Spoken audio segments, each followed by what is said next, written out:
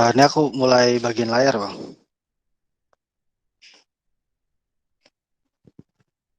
Dia mau kemana?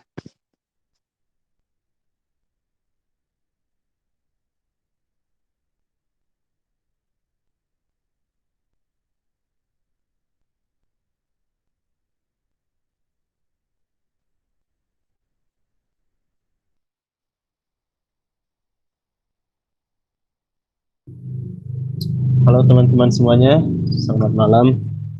Saya ucapkan selamat datang di acara Night Club Analytics Zeno. Pada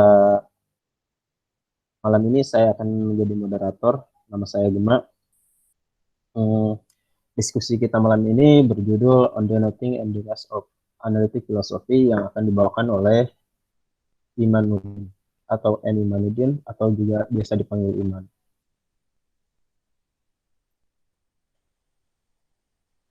Iman merupakan sarjana filsafat UGM dan sekarang meskipun sudah tidak kuliah, Iman masih masih senang berfilsafat dan fokus tadi dengan cabang filsafat bahasa dan ontologi sosial. Iman akan membahas esai on denoting yang membuka frase perujuk atau denoting frase dan kaitannya dengan entitas yang dirujuk oleh frase perujuk tersebut, serta bagaimana bentuk logis proposisi yang diekspresikan oleh kalimat yang memuat frasa perujuk itu sama sekali berbeda dari penampakannya dalam gramatikal kalimat. Karena waktu sudah lebih dari 2 menit, saya silahkan kepada Bung Iman untuk presentasinya. Oke, Gam, terima kasih banyak. Selamat malam semuanya. Terima kasih sudah datang dan bergabung di acara paling bergengsi di mata anak filsafat UGM di Sino Center. Ini saya ini online-nya menggunakan handphone. Jadi mungkin ntar kalau misalkan di share layar itu ada beberapa kendala. Nanti kalau ada kendala dioper ke Gem aja mungkin bisa, Gem, ya.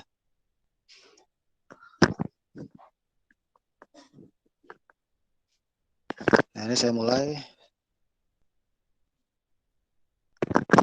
Ini kelihatan ya?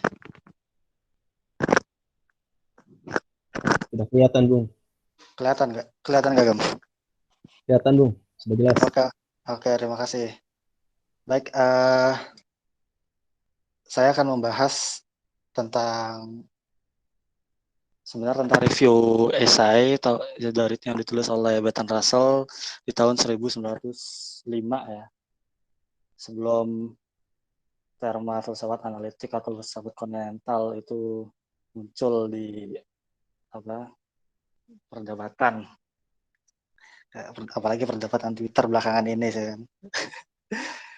Nah, ini sebenarnya tidak akan terlalu banyak bicara tentang kebangkitan filsafat analisisnya, tapi akan lihat apa implikasi dari esai ini terhadap apa yang disebut sebagai filsafat analitik atau filsafat analisis itu.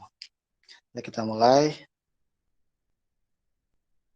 Nah, ini di dalam paper itu Russell membahas tentang denoting phrase atau kalau boleh saya terjemahkan sebagai frasa perujuk. Nah, ini frasa perujuk itu dibagi dua di situ. Ada deskripsi tentu atau deskripsi penunggal, definite description.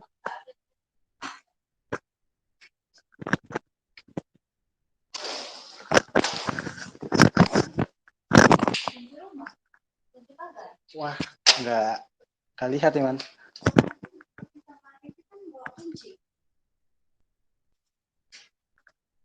Halo, Iman. Ya, maaf, bentar. Tadi keganggu.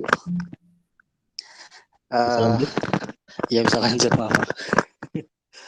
Jadi ada deskripsi penunggal atau definite description dan deskripsi tentu atau indefinite description. Nah, ini deskripsi penunggal selalu diawali kata sandang dalam bahasa Inggris yang disusul oleh kata benda umum. Contohnya the present king of France, the eldest son of Jokowi, the biggest city in Indonesia, dan sebagainya. Nah, di dalam bahasa Indonesia sendiri ini mungkin sepadan dengan kata si atau sang di depan kata benda umum atau pronoun atau nama orang itu. Nah, ini fungsinya untuk merujuk kepada satu entitas tunggal. Nah, di sini kan kita bisa lihat misalnya The Eldest Son of Jokowi, yaitu merujuk ke entitas tunggal, ya si sama Gibran Rakabuming, biggest city Indonesia, itu ya, Jakarta. Jakarta kan sebenarnya kota gede, cuma jadi provinsi aja kan. Nah, sementara deskripsi tak tentu diawali oleh kata sandang dalam bahasa Inggris. Ada a, and, some, every, all, itu kata pada umum. Contoh, cat, some cat, all cat. Nah, fungsinya untuk merujuk pada identitas meski ambigu. Nah, misalnya kita bilang a cat meskipun itu merujuk pada nantinya akan merujuk pada seekor kucing, satu ekor kucing, tapi kita tidak tahu kucing yang mana.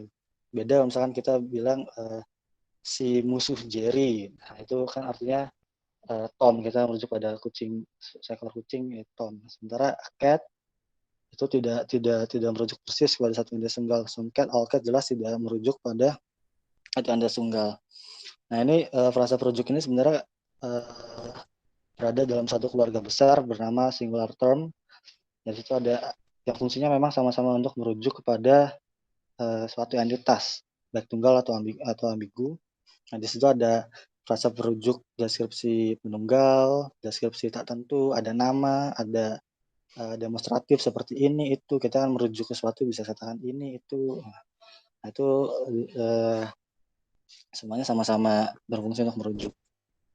Nah, jadi dalam paper dalam esai itu Russell sebenarnya secara eksplisit menyajikan 3 persoalan.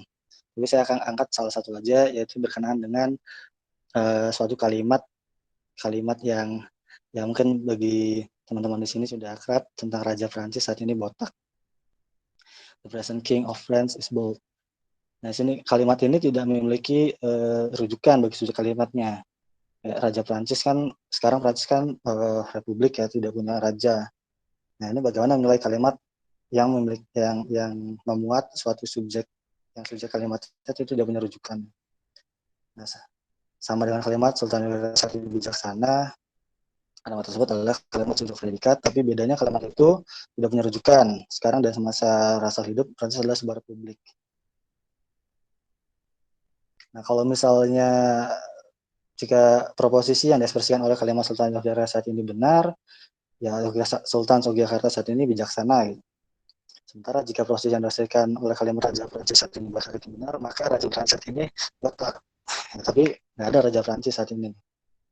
Nah, di bagian ini kita punya kutip universal berdasarkan hukum penyisihan jalan tengah, entah A, B atau A bukan B, salah satunya mestilah benar. Caranya baik Raja Prancis saat ini botak atau Raja Prancis saat ini tidak botak, salah satunya mesti benar. Tapi jika kita mendaftar seluruh hal yang botak dan hal yang tidak botak, kita nggak akan temukan Raja Prancis saat ini dalam data tersebut.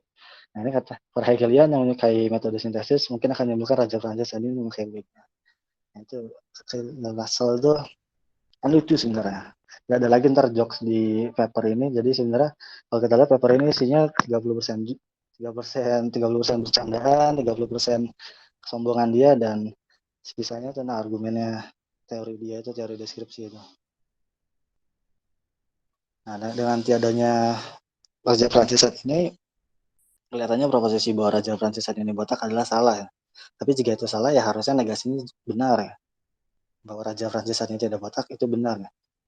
Namun negasi juga seharusnya salah mengingat ada Raja Prancis saat ini proposisi tersebut karena salah sekaligus tak salah, salah sekaligus benar gitu maksudnya. Dengan kata lain, hukum penyelesaian jalan tengah telah dilanggar. Apakah kemudian kalimat tersebut menjadi tak bermakna? Tidak juga, karena semenjak kita dapat paham kalimat itu menunjukkan bahwa kalimat tersebut bermakna ya. Beda kalau misalkan bla bla bla bla botak atau bla bla bla bla, itu kan mungkin kita bisa lihat secara tulisan membentuk kayak kalimat tapi tidak dapat kita pahami, itu meaningless, tidak bermakna. Nah, di sini dalam undenoting, Russell merancang cara untuk memilih suatu kalimat yang tak memiliki rujukan bagi subjeknya. Kalimat seperti itu bukannya menjadi tak bermakna, hanya saja pasti mengekspresikan proposisi yang salah. Nah, tapi bagaimana bisa proposisinya salah jika tadi sudah kita lihat Raja Prancis saat ini tidak botak, itu juga salah, harusnya kan benar. Nah, di sini Russell juga menunjukkan bahwa bentuk gramatikal suatu kalimat Raja Prancis saat ini botak, itu mengaburkan bentuk logis dari proposisi yang diekspresikannya.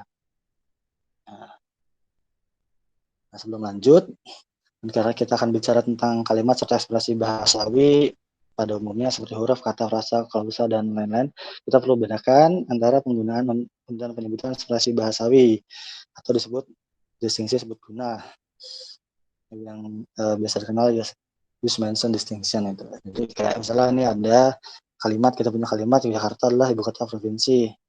Nah, ini kalimat benar loh. Tapi kalau misalnya kita tulis punya kalimat Yogyakarta punya 10 huruf, ini maksudnya yang mana dulu Yogyakartanya gitu. Kalau misalnya kita maksud sebagai kota, jelas salah karena dia bukanlah entitas bahasawi. Jadi dia jelas bukan tidak tersusun dari huruf. Kita harus tulisnya sebagai seperti ini. Jadi kita dalam mode yang ditanda kutip ini kita boleh sebutlah sebagai kita menyebut kata Yogyakartanya gitu. Nah, di sini kalau misalnya kita menulis seperti ini salah karena Yogyakarta bukan kota tapi suatu kata dan suatu kata bukan ibu kota provinsi gitu. Nah, ini juga kita punya ada kalimat Yogyakarta sendiri Sultan HB. Nah, kalau misalnya yang keduanya ini yang benar ya. Nah, ini kalau ini untuk menyebut frasa itu yang ditanda kutip itu. Nah, ini untuk yang butuh kalimat ini seperti ini. Jadi kalau ada yang dikutip-kutip itu berarti kita menyebut entitas bahasawi, bukan tentang apanya entitas bahasawi itu merujuk. Nah, kurang lebih jelas ya. Dan juga meskipun mungkin ada beberapa teman di sini yang menganggap misalnya yang dikutip itu kan ada macam-macam. Ada yang anggap itu untayan huruf, ada juga yang kayak anggap sebagai bentuk aja gitu. Kayak apa deh? Lupa ntar mungkin akan ingat. Jadi lanjut. Jadi tadi setelah ditanya, jadi kalimat itu bermakna apa enggak ya? Tapi kita harus pertama bertanya dulu apa kaitan antara ada atau tidaknya rujukan dari subjek kalimat terhadap bermakna atau tidaknya suatu kalimat. Nah, tentang ini kita perlu lihat doktrin Russell tentang proposisi terlebih dahulu. Pada masa-masa itu 1905 ke belakang atau itu bahkan bertahan sampai 1910, Russell punya pandangan bahwa proposisi adalah entitas abstrak yang keberadaannya mandiri dari pikiran dan rasa. Nah, ini sebenarnya nanti akan berangsur-angsur ditinggalkan, tapi kita akan sesuai konteks dia saat itu aja. Jadi saat kita tahu dan percaya tentang sesuatu, proposisi adalah sesuatu yang dipercaya dan ketahui oleh kepercayaan dan pengetahuan kita tersebut. Jika kepercayaan dan pengetahuan kita itu benar, itu karena kita percaya dan tahu terhadap proposisi yang benar. Jika suatu kalimat itu benar, itu karena kalimat tersebut masih benar. Jadi intinya, proposisi itu dianggap sebagai penyandang kebenaran dan kesalahan. Nah, secara struktural, secara entitas, kita dapat katakan proposisi adalah sesuatu tentang sesuatu. Apa maksudnya? Di sini proposisi mengandung konstituen dan adalah tentang konstituennya. Nah, konstituen dari proposisi ini yang disebut Russell sebagai term. Nah, term ini bukan dalam arti entitas bahasawi, tapi sebagai apapun yang ada yang dapat disebut oleh kata-kata dan yang dapat menjadi objek pikiran. Jadi sebenarnya term ini ya tadi sebagai sesuatu yang mandiri dari pikiran, bergantung pada pikiran, entah entitas bahasawi itu sendiri. Jadi term itu apa yang ada. Jadi bukan berarti term ini adalah apa yang ada. Apapun yang ada itu term. Tapi ini tidak merujuk pada yang ada itu apa. Misalnya, there is gitu. Nah, ini term terbagi menjadi dua, ihwal dan konsep. Ihwal itu ya kalau kata Russell ditunjuk oleh nama diri, sementara konsep adalah term ditunjuk oleh semua sisi kata selain nama diri. Konsep terbagi jadi dua, yang ditunjuk oleh adjektif atau kata sifat, dan hal yang ditunjuk oleh verba. Pertama biasa disebut sebagai predikat atau kelas konsep, sementara yang kedua biasanya berupa relasi. Jadi proposisi itu sebenarnya mengandung ihwal, sifat, dan relasi. Suatu proposisi dengan lain sebenarnya adalah tentang suatu kondisi dunia. Jadi kalau kita merujuk pada misalnya kita menggunakan nama diri Jakarta, kalau kita bicara tentang Jakartanya saja kan eh, itu tentang objek, tentang kota gitu. Tidak tentang sesuatu. Jadi kalau misalkan kita bilang Jakarta adalah ibu kota dari Indonesia, lalu kita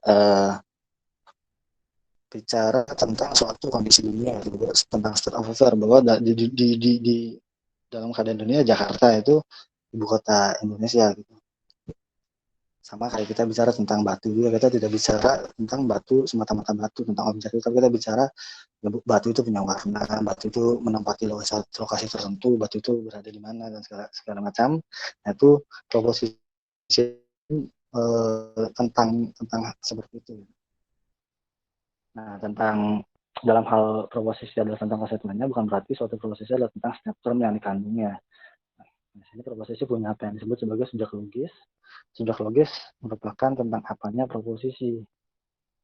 Nah, term apapun dapat menjadi subjek logis, meski umumnya subjek logis dari proposisi adalah ihwal dan bukannya konsep. Nah, itu tadi jadi kayak misalnya kita tidak menyebut merah adalah berani gitu. Karena merah kata sifat, dan dalam hal ini berarti misalnya konsep. Tapi kalau sebenarnya bisa dijadikan konsep, tapi nanti akan dijadikan kata benda dulu, kemerahan atau warna merah. Warna merah lebih tepat. Warna merah menunjukkan berani ya itu. Nah, jadi kalimat Socrates bijaksana mensyaratkan sebuah proposisi bahwa Socrates itu bijaksana. Proposisi tersebut mengandung Socrates konkret, bukan dia atau Socrates sebagai adalah tentangnya, yaitu bijaksana. Socrates sebagai wal dalam hal ini adalah subjek logis proposisi. Namun konsep dalam hal ini mereka dapat juga menjadi subjek logis. Dalam proposisi bahwa kebijaksanaan adalah hal yang dipunya Socrates, konsep kebijaksanaan adalah subjek logis. Ini kita bisa lihat kayak predikat bijaksana itu di sini di Russell itu menganggap konsep itu bisa berubah menjadi subjek logis atau apa istilah dia tuh jadi hal substantif gitu, tapi kita bisa lihat berubah ini jadi wisdom, kebijaksanaan, dikata bendakan ya. Nah, tapi yang penting itu adalah Russell memandang bahwa terdapat kesebangunan antara bentuk gramatical kalimat dan bentuk logis proposisi. Nah, subjek kalimat dengan next adalah subjek logis proposisi. Nah, jadi meski proposisi adalah suatu entitas abstrak, kita dapat tahu apa konstituennya dan tentang apanya kalimat yang mengekspresikannya. Nah, ini Russell punya pandangan tersendiri soal makna kata. Dalam menurut Russell, makna kata tidak lain adalah hal yang ditunjuk oleh kata-kata tersebut. Jadi misalkan kata kuda, ya maknanya adalah hewan kuda gitu. Kata batu ya maknanya adalah batu, objek batu itu. Nah, sini karena kata-kata menyusun kalimat, dan kata-kata juga menunjuk pada konstituen proposisi, maka kalimat yang terdiri dari kata-kata yang juga menyusun proposisi, makna kalimat adalah proposisi yang ditunjuk olehnya. Nah, sini kita dapat melihat jadi kaitan antara ada atau tidaknya sebuah rujukan dari sebuah kalimat terhadap bermakna atau tidaknya sebuah kalimat adalah seperti berikut. Jika ada Raja Prancis saat ini, maka apa yang diasosiasikan oleh kalimat Raja Prancis saat ini serupa blank botak. Itu blank botak bukan sebuah proposisi sama sekali, karena bukan tentang apapun. Kalimat tersebut juga seharusnya tak bermakna karena tentang bukan apapun. Nah, kan tadi kita sudah lihat kalau proposisi adalah selalu tentang sesuatu. Nah, yang di titik-titik adalah botak itu kalau tidak salah ingat tuh Frege tuh menganggapnya sebagai konsep ya, dan konsep bukan proposisi gitu.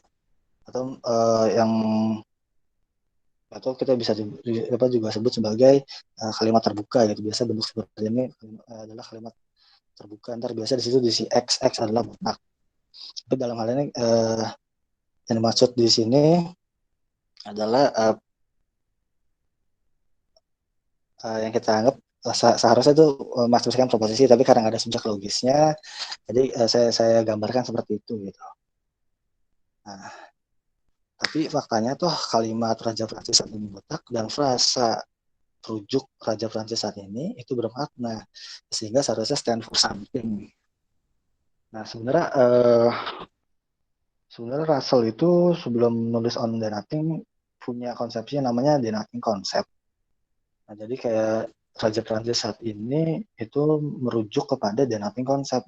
The Nothing Conceptnya, The Nothing Concept Raja Prancis saat ini, yang uh, yang itu juga The Nothing Concept itu merujuk kepada suatu hal. Jadi di sini kayak suatu frasa itu seolah-olah diperantarai oleh yang namanya The Nothing Concept baru, dan The Nothing Concept itu merujuk ke suatu hal. Jadi tapi saya abaikan aja. Nah, sini Russell kemudian coba menimba ilmu dari Menong dan Frege. Nah, dari Menong kita bisa lihat kelihatannya nggak ada jalan lain selain menganggap frasa Raja Prancis saat ini memiliki sebuah rujukan. Gitu. Ini yang coba Russell timba dari oleh Alexius Menong. Nah, ini ada kutipan dari Russell ini di My Philosophical Development. Saya lupa cantumin kutipannya apa rujukannya ya. Nah, sini katanya Menong bilang jika kita menyatakan golden gunung emas itu nggak ada, itu jelas kita mengatakan bahwa ada sesuatu yang kita anggap itu nggak ada, yaitu ya gunung emas itu. Nah, jadi gunung emas itu harus subsis. Nah, ini istilah khas dari Menong yang di apa ya, di katakanlah dilawankan dengan eksis ya. Jadi kalau eksis itu kayak menempati ruang dan waktu tertentu, nah subsis ini kayak harus ada lah dunia untuk tempat-tempat kayak objek-objek kontradiktif seperti segitiga bundar atau misalnya Golden Mountain itu, dan salah satunya mungkin Raja Prancis saat ini yang jelas sekarang nggak ada gitu. Nah, kalau misalkan entitas itu nggak ada ya kita eh, kayak tidak mendapatkan kayak meaningless kita mengatakan tuh. Nah, ini di sini untuk poin pentingnya adalah perbedaan antara wujud abstrak dan konkret dari suatu hal itu tidak lebih mendasar timbang perbedaan antara ada dan eksistensi. Nah, jadi kayak semacam itu ada meski belum tentu eksis. Kayak misalnya bilangan adalah term yang berwujud abstrak dan itu ada meski tidak eksis. Eksistensi hanya fitur tambahan dari sesuatu yang menempati ruang waktu tertentu. Nah, itu berdasarkan distingsi antara ada dan eksistensi di atas, kita dapat mengatakan bahwa Raja Prancis ini tergolong entitas non-eksisten. Nah, dengan kata lain, ada Raja Prancis ini, meski itu tidak eksis, dan entitas ini yang menjadi rujukan bagi dan karena juga menjamin makna dari frasa Raja Prancis saat ini. Nah, tapi menurut Russell dalam On the Nothing, author ini melanggar hukum kontradiksi. Gitu. Kayak misalnya, kita jelas sekarang tahu Raja Prancis saat ini nggak ada. Gitu. Jadi kalau di situ dicontohkan kalimat yang Russell buat itu Raja Prancis saat ini eksis gitu. Nah, itu melanggar hukum kontradiksi karena di satu sisi ya sebenarnya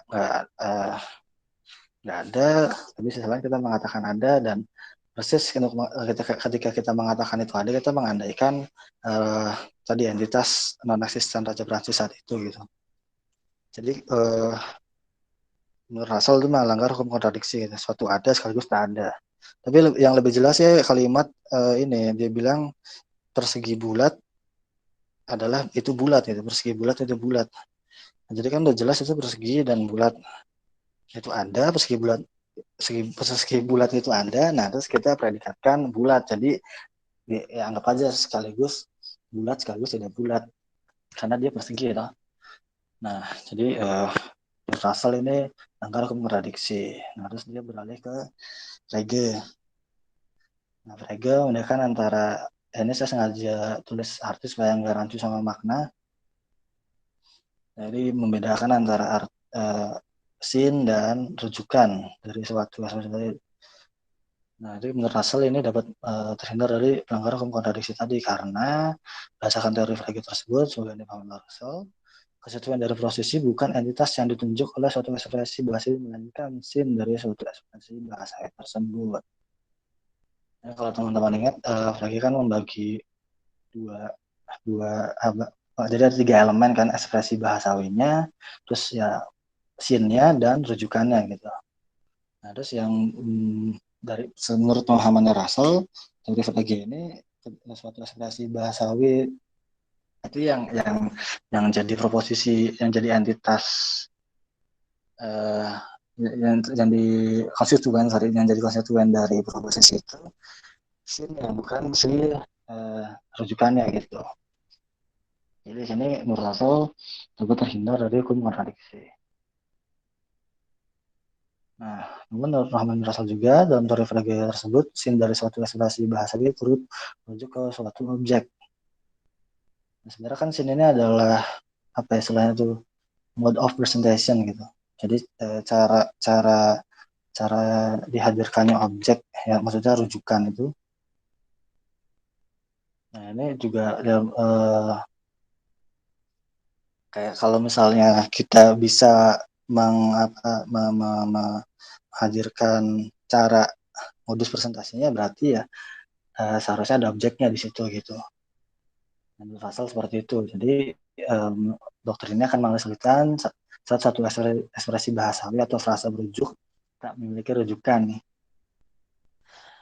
Nah, jadi sudah tidak ada rujukannya karena tadi diasumsikan scene-nya juga berarti harus merujuk. Nah, ketika rujukannya tidak ada, berarti scene-nya gagal, seharusnya itu menjadi meaningless.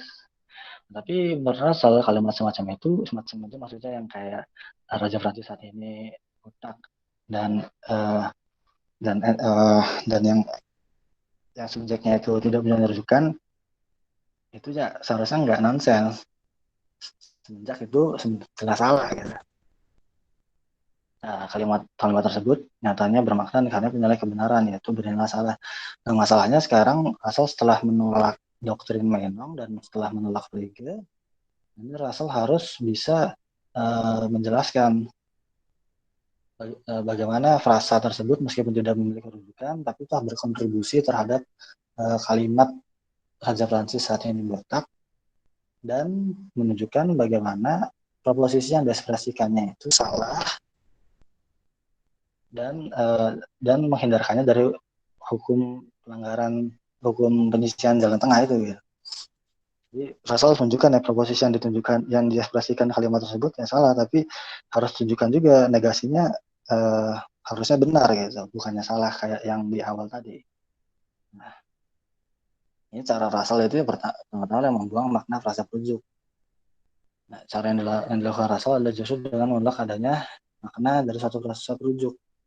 Frasa perujuk tidak memiliki makna pada dirinya dan hanya akan bermakna sejauh menjadi bagian dari suatu kalimat. Frasa Raja Prancis ini kini dianggap tak memiliki makna pada dirinya dan hanya akan bermakna sejauh menjadi bagian dari satu kalimat. Dalam ini berarti kalimat Raja Prancis saat ini botak. Nah, di sini tidak ada makna dalam pada dirinya itu karena tadi Russell menganggap makna dari suatu ekspresi bahasawi adalah hal yang ditunjuk olehnya, berarti tiada makna, ya berarti ekspresi bahasawi tersebut tidak menunjuk pada apapun gitu, atau tidak memiliki konstituen. Nah, dalam hal ini semenjak frasa Raja Prancis saat ini dianggap tak memiliki makna pada dirinya, itu membuatnya tak lagi dianggap mencerminkan sebuah subjek logis dari suatu proposisi yang didasarkan oleh kalimat Raja Prancis saat ini botak, meskipun frasa tersebut jelas-jelas berada di subjek dalam kalimat tersebut. Nah, Russell akhirnya menyadari bahwa problem yang muncul akibat tiadanya rujukan dari subjek kalimat itu bermula jika kita menganggap frasa perujuk itu mewakili suatu konstituen dari proposisi, mana in most probable expression they occur gitu. Jadi keliru kalau kita menganggap frasa perujuk itu ternyata menunjuk pada sesuatu, merujuk pada sesuatu, itu mengandaikan adanya objek yang dirujuk olehnya gitu. Nah, kemudian ini kita telah keliru jika menganggap frasa perujuk itu berfungsi untuk merujuk kepada dan mengandaikan dia suatu unit konstituen. Suatu kalimat yang memuat frasa perujuk, meski secara gramatikal berbentuk subjek predikat, sejatinya mengekspresikan suatu proposisi yang bukan berbentuk logis subjek predikat. Nah, jadi ini berlaku sekalipun suatu frasa perujuk itu faktanya merujuk kepada suatu hal, individu, entitas, objek. Ya, kita tahu frasa perujuk seperti si anak sulung Jokowi itu merujuk pada seorang individu bernama Gibran Rakabuming, tapi justru ini hendak tolak oleh Russell. Nah, jadi sekalipun kita punya frasa perujuk si anak sulung Jokowi dan nyatanya frasa itu berhasil merujuk kepada seorang individu bernama Gibran Rakabuming, menurut Russell pandangan ini keliru. Nah, bagi Russell, frasa perujuk itu adalah simbol tak lengkap atau incomplete symbol dan alat pembilangan quantor device ya, quantor device. Nah, Russell akhirnya menganggap frasa perujuk sebagai simbol tak lengkap, tak punya makna sendiri dan statusnya sama seperti simbol sin kategoremata. Nah, ini lawannya kategoremata. Jadi sin kategoremata ini seperti kayak dan atau jika maka atau logikal konektif itu yang kayak pada dirinya tidak punya makna kecuali ketika sudah diletakkan atau dimuat dalam suatu kalimat. Nah, ini suatu hal yang revolusioner ini. Dari yang kita anggap anak sulung Jokowi itu seharusnya merujuk pada sesuatu tapi dianggap tidak punya makna pada dirinya sendiri. Karena nanti akan menimbulkan masalah ya. Nah, frasa perujuk dalam hal ini fungsinya untuk membilang entitas ya. Jadi kita sudah lihat ada frasa perujuk itu kan, ini ada yang depannya de atau si, sang, terus ada some, maaf, and, all, every, most, itu segala macam itu sebenarnya adalah suatu kuantor, suatu alat pembilangan. Jadi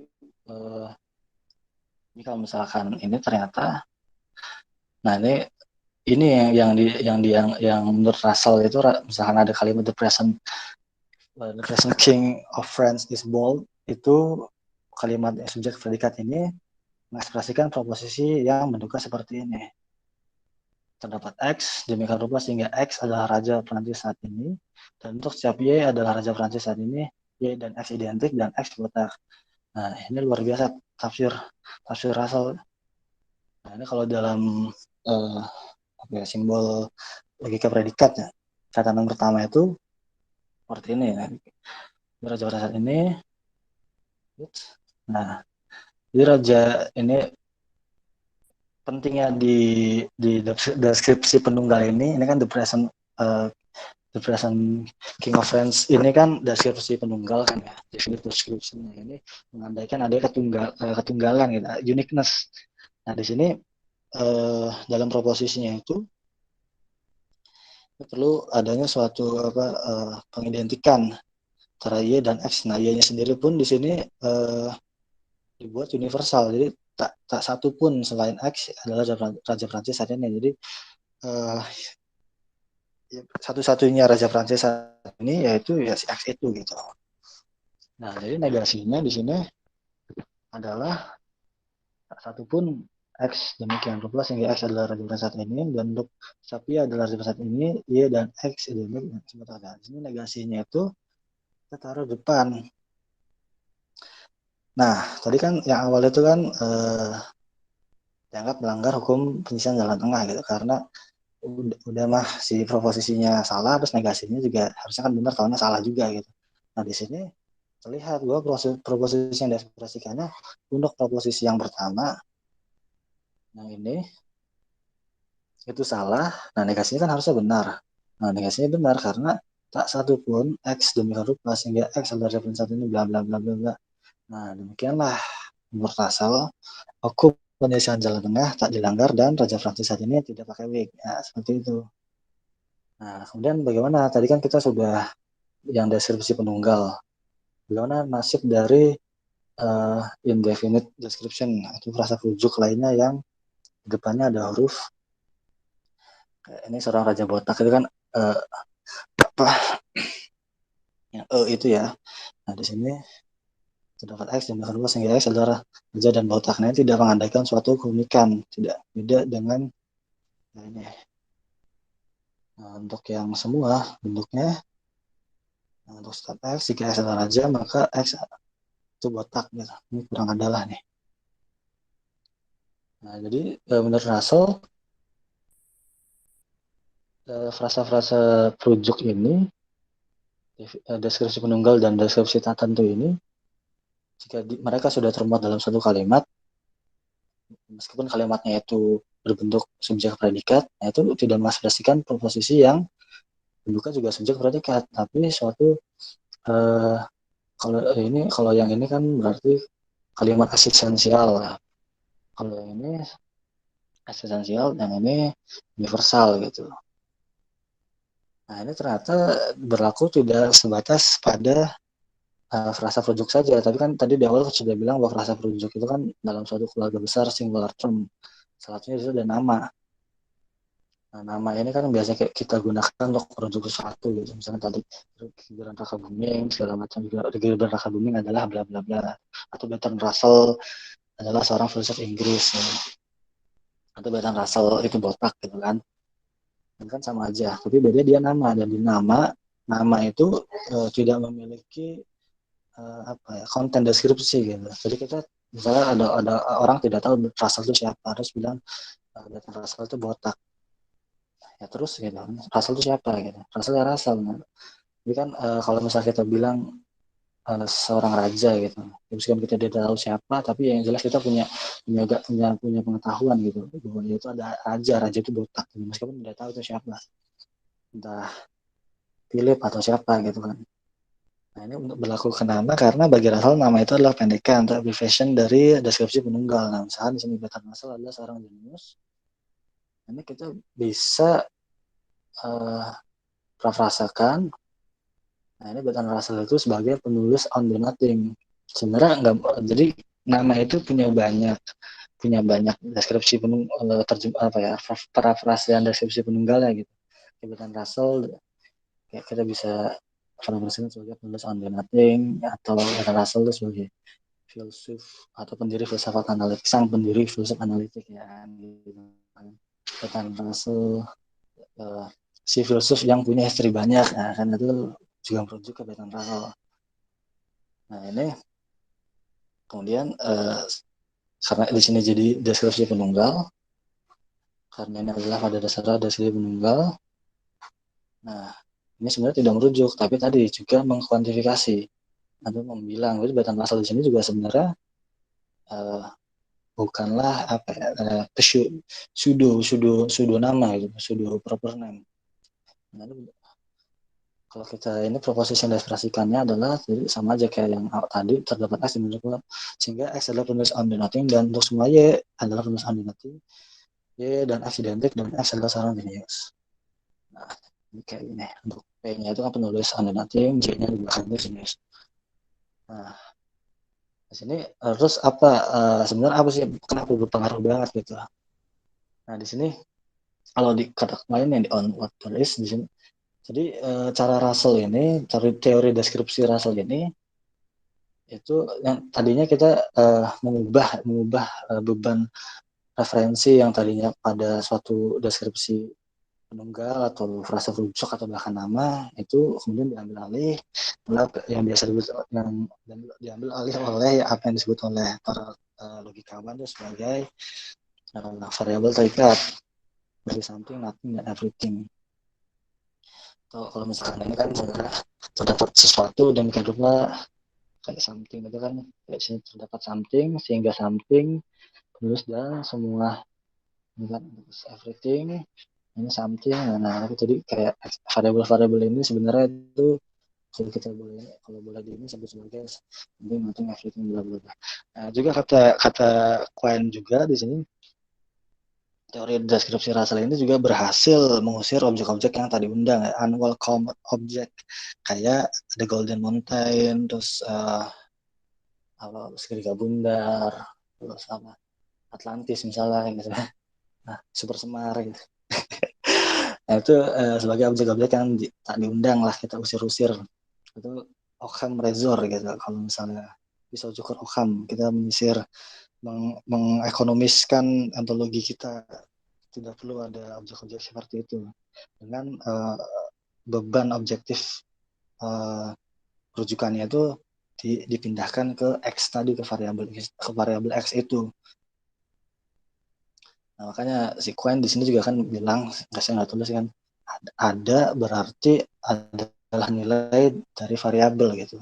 To be is to be value variabel gitu lah. Nah, kurang lebih kayak gitulah. Nah, disinilah kemudian dalam hal ini kalimat bahasa sehari-hari dipandang mengabulkan bentuk logis dari proposisi yang diekspresikannya. Menunjukkan bahwa terdapat kesebangunan antara bentuk gramatikal kalimat dan bentuk logis proposisi pun runtuh. Bahasa sehari-hari bukanlah medium bening yang mana kita dapat melihat dengan jelas proposisi yang ditunjuk oleh atau diekspresikan olehnya. Bahasa karenanya mesti menjadi fokus perhatian bukan demi bahasa itu sendiri, tapi agar kita tidak dibuat sesat olehnya. Nah, inilah sebenarnya titik awal meskipun orang mengacunya pada Frege, tapi Frege pun belum begitu terkenal ketika itu di Anglo-Saxon.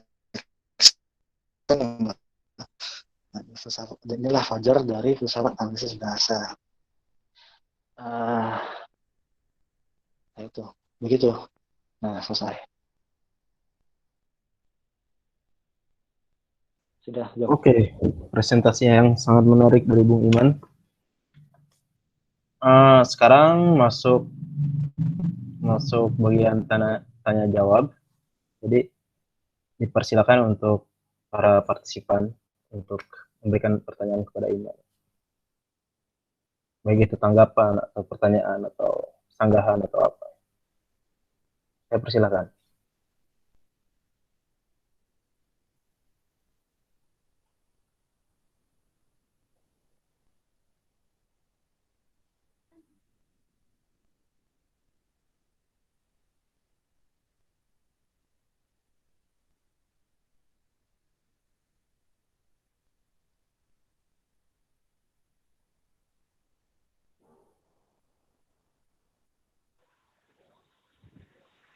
Halo.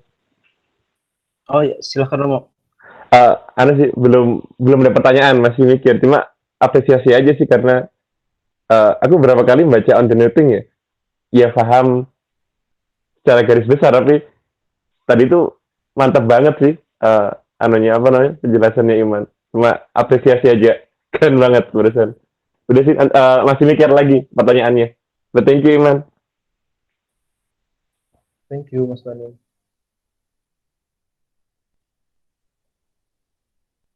Yang lain gimana?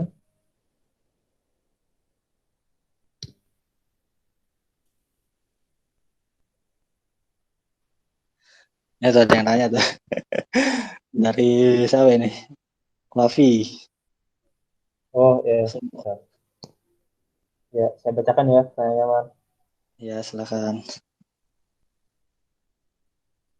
Ya, masa mau nanya dong, jadinya Raja Prancis botak atau enggak menurut saya?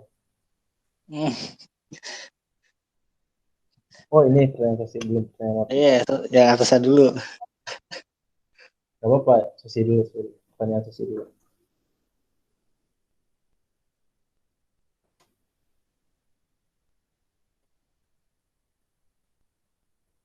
Gimana Mas? Halo, Oh gimana? ya, iya, halo. Bagi Russell semua kalimat ekstensional itu enggak intensional. Kalimat ini mungkin ya, maksud saya kalimat eksistensional gitu ya maksudnya ya.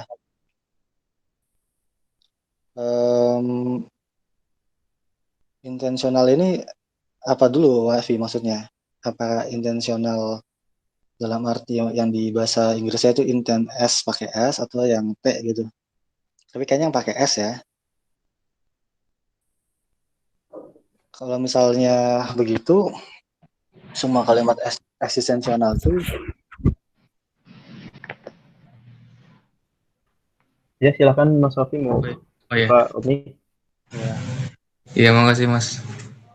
Ya jadi sependek pengalaman saya, kalau kalimat ekstensional itu maksudnya yang merujuk pada beberapa entitas gitu Mas. Jadi misalnya uh, kata kucing misalnya, itu intensional sekaligus ekstensional. Kalau di beberapa interpretasi.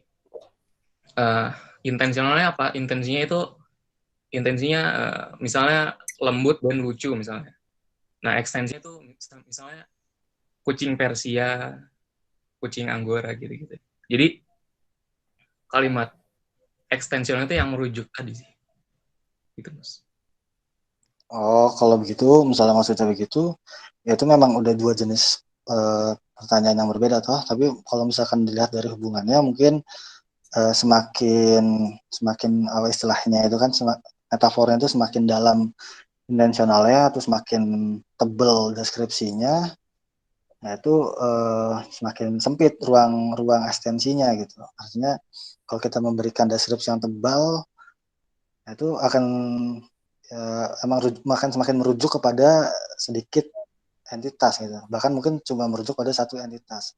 Nah, tapi kalau misalnya di situ kalimatnya itu deskripsinya dibentuk dari kata sandang de atau si yang artinya deskripsi penunggal, itu udah jelas ekstensinya cuma satu entitas loh gitu. Begitu sih Wafi paling. Jadi masih bisa dimungkinkan ya kalimat ekstensional tuh jadi intensional gitu. Jadi kalimat rujuk itu punya makna gitu, Mas, bisa. Karena tadi Maaf suaranya terputus. Studi maaf. Halo. Halo, ya sudah jelas. Oh ya udah ya. Biasanya kan tadi sempat dicantumkan bahwa kata Russell kalimat merujuk itu nggak punya makna ya. Nah, sedangkan dalam artian saya merujuk itu maksudnya ekstensional dan bermakna itu intensional gitu, Mas. Berarti dua hal yang berbeda itu. Oh, jadi kalau yang karena sini makna di Russell itu juga ada punya pengertian yang unik gitu. Makna dari Russell itu maksudnya ya hal yang ditunjuk oleh ekspresi bahasawi itu gitu. Misalkan ekspresi bahasawi dalam hal ini misalnya kata atau apa tadi frasa merujuk dan misalnya atau nama gitu, bahkan nama. Kalau misalnya yang disebut sebagai tadi kan yang disebut tidak punya makna pada dirinya kan frasa merujuk. Nah, itu maksudnya dia tidak mengandalkan entitas yang dirujuknya atau dia tidak merujuk sama sekali di situ. Jadi kayak sama aja kayak kamu bertanya dalam hal ini ya, dalam konteks ini, apakah kata dan itu punya makna gitu. Nah, itu ya tidak punya makna gitu. Entah kamu maksud intensionalnya seperti itu ya berarti kata dan itu ya tidak intensional gitu. Jadi seperti itu sih. Paham. Oke, makasih Mas. Ya.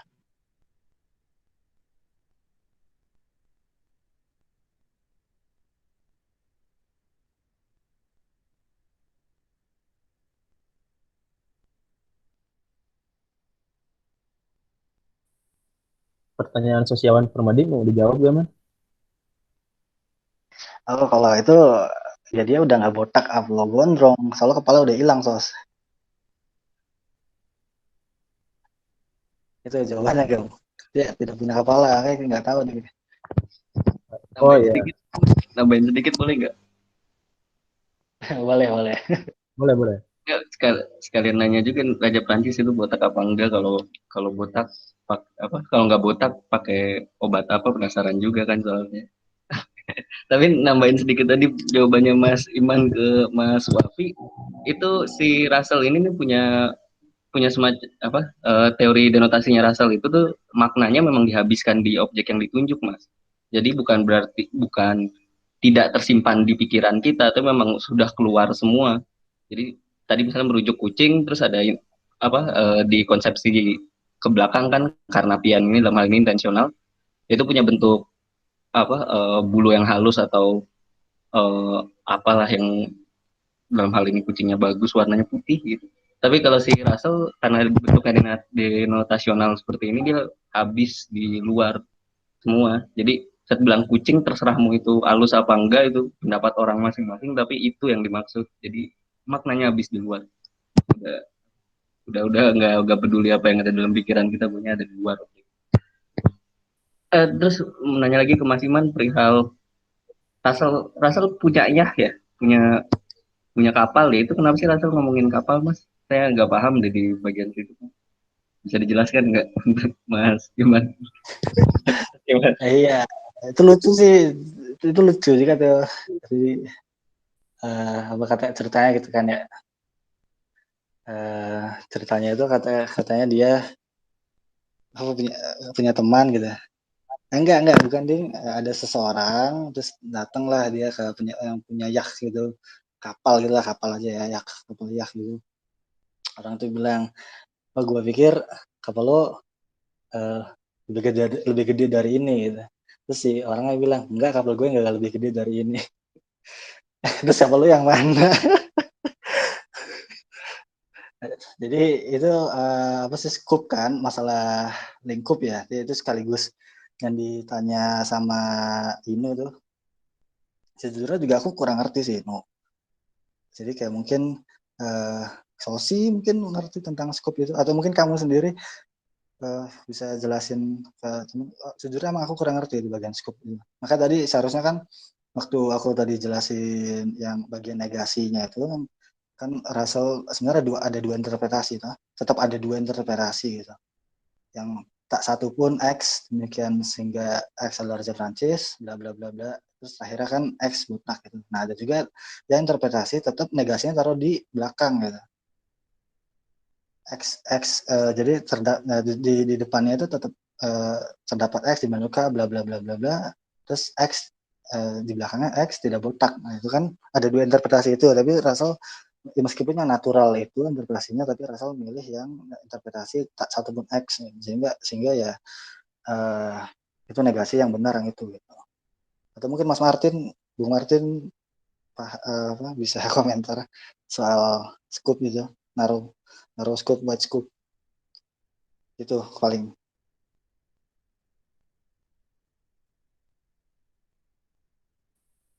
Oke, demikianlah jawaban dari Iman untuk Sosi. Apakah saudara Sosi puas dengan jawaban dari Iman?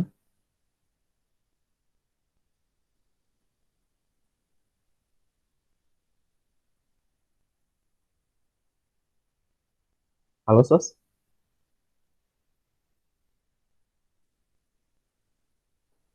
Oh, katanya ini Man, ada di kolom chat. Saya masih kurang paham lingkup itu Mas. Gitu.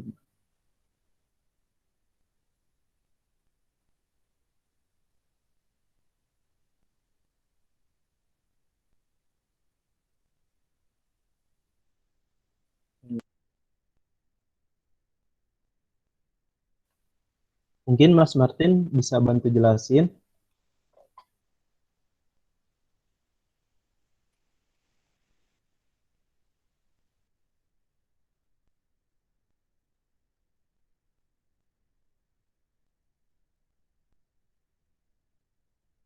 Oh, nggak bisa ya. Oke, semangat Mas Martin.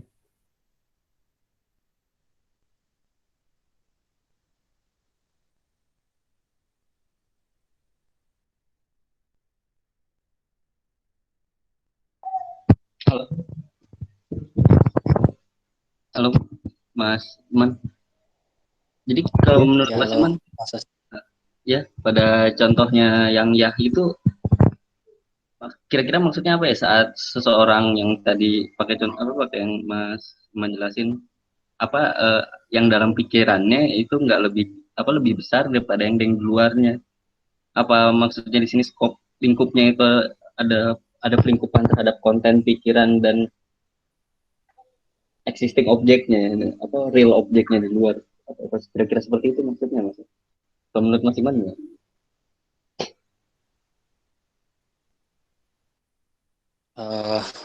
Ntar aku buka teks dulu. Mana sih?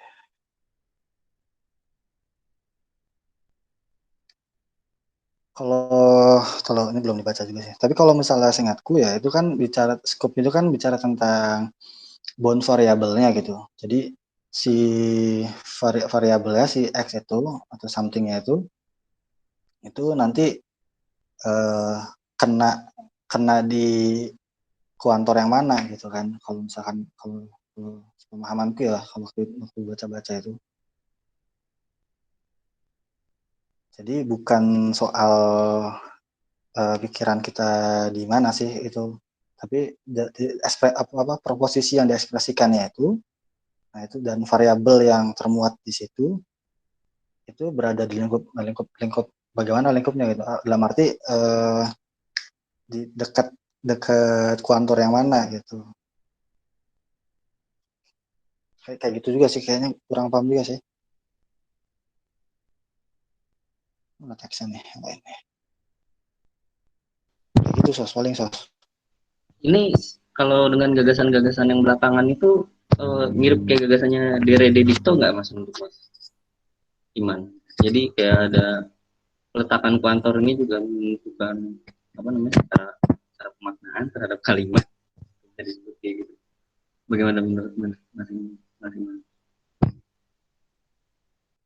Dere Dikto kan itu kan lebih ke ini enggak sih ya, proportional attitude itu kan, masalah Dere and Dikto itu kan ya. Nah, masalahnya belum sampai sana juga pembacaanku Dia ya kalau mau ngetip kata gema, maaf pembacanya belum sampai sana. Oke, terima kasih Mas. Jadi terima kasih Mas. Ya.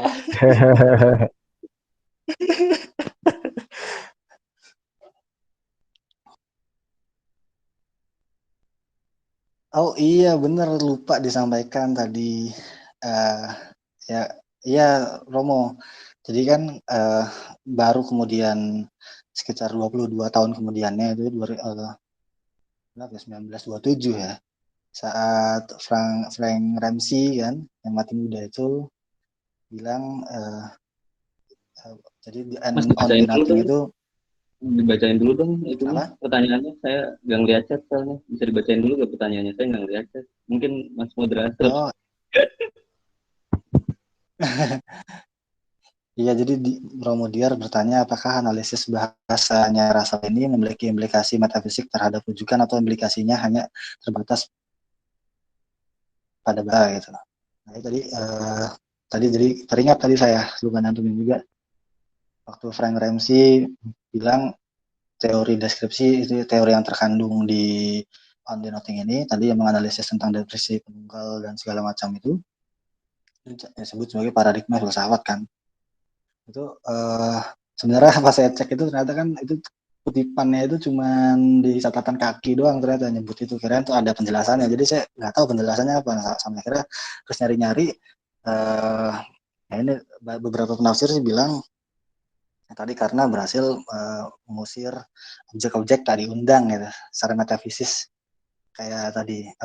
Jadi kita tuh tidak perlu memiliki komitmen ontologis ya kalau dalam bahasanya Quine itu kan, ketika misalnya kita membuat pernyataan tentang sesuatu, kita pasti kan kalau kita membuat pernyataan tentang sesuatu kan pasti kita kan mau tidak mau kan mengandaikan adanya subjek dan predikatnya gitu. Jadi nggak mungkin kita bicara tentang adalah merah, adalah biru itu apa, yang adalahnya itu apa, pasti kan ada subjeknya. Di situ kan artinya kita tidak perlu dengan teori deskripsi Russell ini entah apa yang kita gunakan, misalnya kita menggunakan nama misalnya kayak apa namanya iman berwarna merah misalnya gitu, nah terus iman tinggal diparafrasakan jadi deskripsi. Terus jadi dalam teori ini kita tidak perlu mengandaikan adanya iman atau mengandaikan adanya entitas yang dirujuk oleh frasa misalnya iman itu ya seorang sarjana filsafat gitu ya. Kita tidak perlu mengandaikan adanya seorang sarjana filsafat dalam komitmen ontologis kita gitu, karena itu sudah dilempar ke variabel yang tadi disebut Quine sebagai bound variabel itu gitu. Nah, jadi kita tidak perlu punya komitmen ontologis tentang hal itu. Jadi jelas secara metafisik ada implikasinya. Nah, secara bahasa lebih besar lagi. Meskipun nggak bisa spesifik apa contohnya, tapi dari sikap misalnya akhirnya orang concern ke bahasa ya tadi bukan untuk apa-apa, tapi agar kita tidak dibuat sesat olehnya gitu. Kan sebelumnya Russell kan percaya aja bahwa bentuk gramatikal bentuk gramatikal kalimat itu mengekspresikan proposisinya seperti itu gitu. Jadi ada kesebangunan segala macam di situ gitu. Bahkan pada masa periode itu kan sebenarnya logika proporsional itu kan masih bentuknya kan seperti itu gitu. Bahkan kalau logika tradisional apalagi Aristoteles. Jadi dianggapnya ya sama gitu. Bentuk gramatikal ya sama, proposisi yang diekspresikan pun sama. Nah, ternyata tidak begitu. Nah, jadi ini Russell tuh kayak bikin groundbreaking. Meskipun yang sebelumnya Frege dianggap sudah melakukan itu. Gitu. Ya, menjawab nggak Mas Jar, kira-kira kayak gitulah.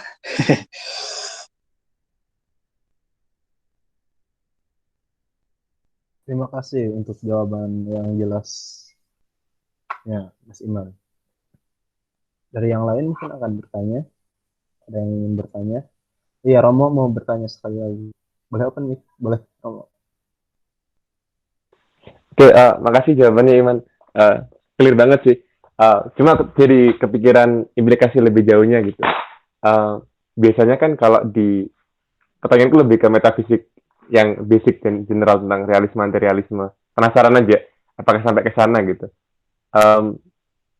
Apakah saat tadi Russell itu boleh konfirmasi nggak sih? Itu artinya Russell mengatakan bahwa rujukan itu tidak ada, atau rujukan itu ada tapi nggak diperlukan dalam analisis saat kita membuat satu kali proposisi itu.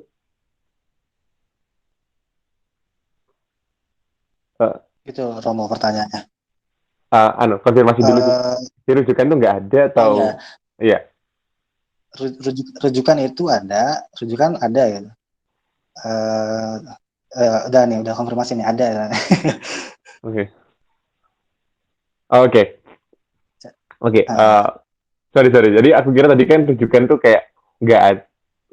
Sorry berarti salah agak nangkep. Tadi aku kira itu kayak rujukan tuh nggak ada. Terus kalau misalnya rujukan nggak ada itu apakah juga berpengaruh secara metafisik dalam perdebatan realisme anti-realisme yang umum itu? Kan biasanya kalau misalnya kita mengandaikan ada rujukan, itu akan lebih mudah kalau kita mengandaikan bahwa rujukan itu ada di dunia yang mandiri dari kita. Gitu.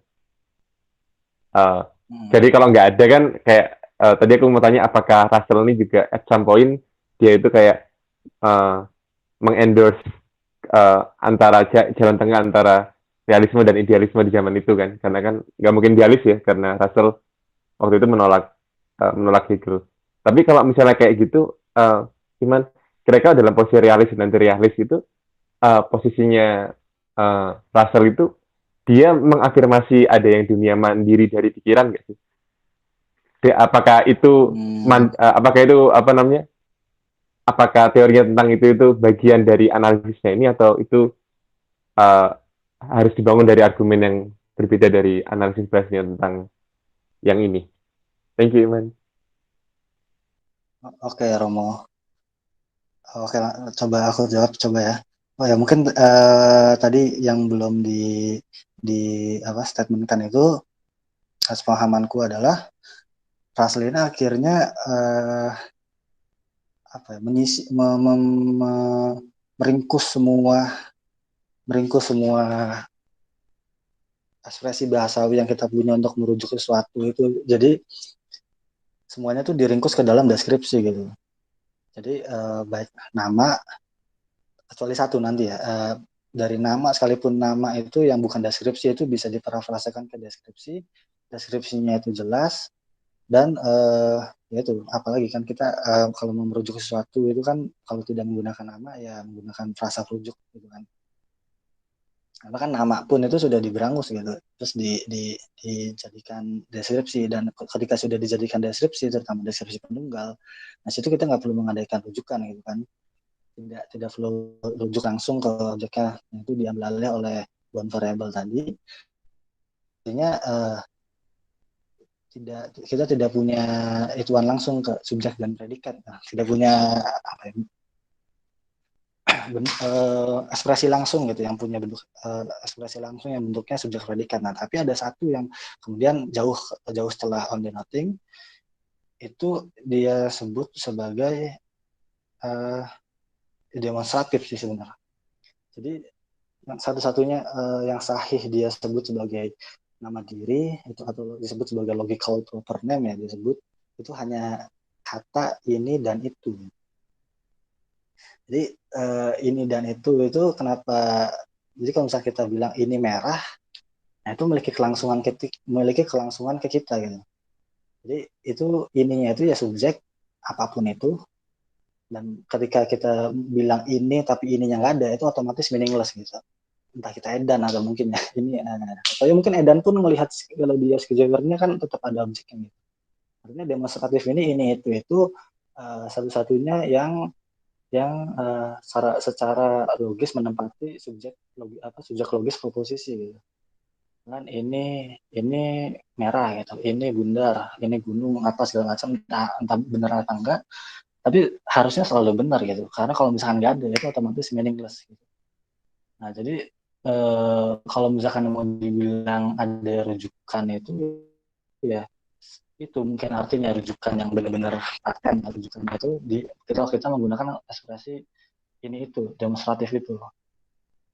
Dan kemudian apa kaitannya dengan realisme dan anti realisme itu?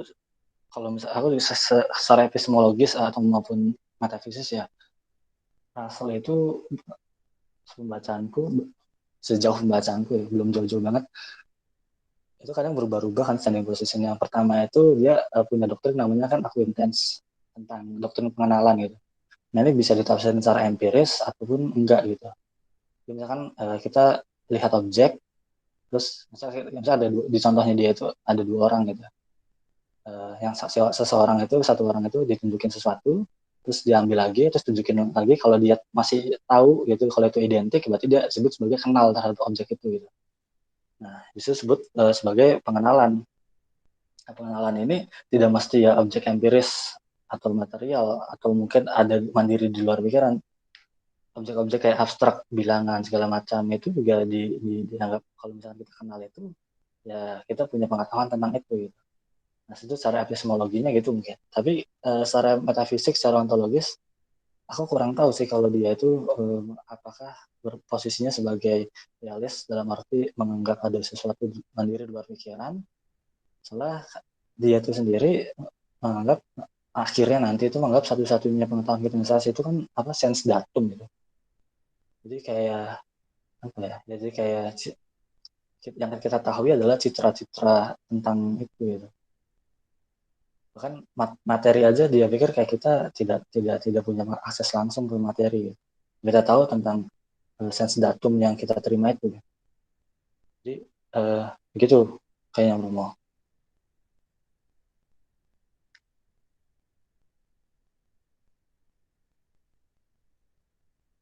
Oke, siap. Kemudian ada pertanyaan lain lagi dari Bung Taufik. Saya bacakan. Kalau terkait dengan perujukan abstrak, gimana pendapat Bapak Russell, Mas Iman Lucu? Seperti abstrak singular term. Silakan Iman untuk dijawabnya. Kalau apa ini kan kalau aku nggak salah ingat ini kan istilah dari dari Quine juga ya. Ya waktu dia bicara general term terus singular term terus di singular term di mana gitu dia akhirnya buat bedaan lagi konkret sama abstrak gitu kan. Nah, kalau misalkan merujuk ke mana tadi? Perujukan abstrak dalam artinya misalnya berarti objeknya objek abstrak ya, kebilangan atau apa universal gitu misalnya, itu tetap dimungkinkan sih kalau itu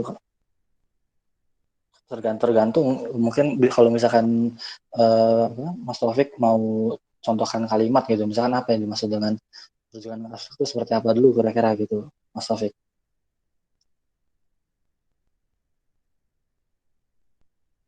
Gitu kan. Gimana Bung Taufik?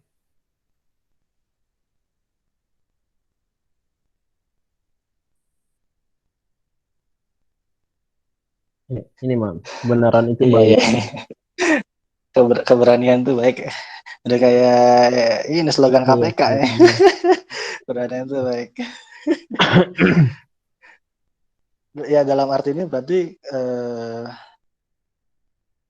Kalau misalnya mengikuti tadi yang udah aku jelaskan ya, entah juga mungkin Russell punya pendapat lain tentang ini, berarti itu ntar eh,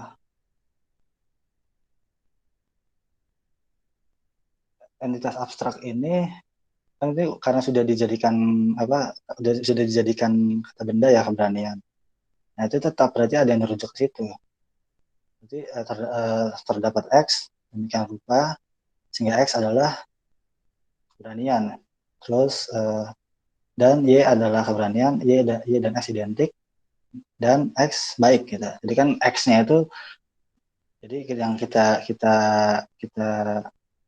kita sebut sebagai keberanian gitu kan si X-nya itu, something-nya itu. Bukan begitu sih Kak Taufik.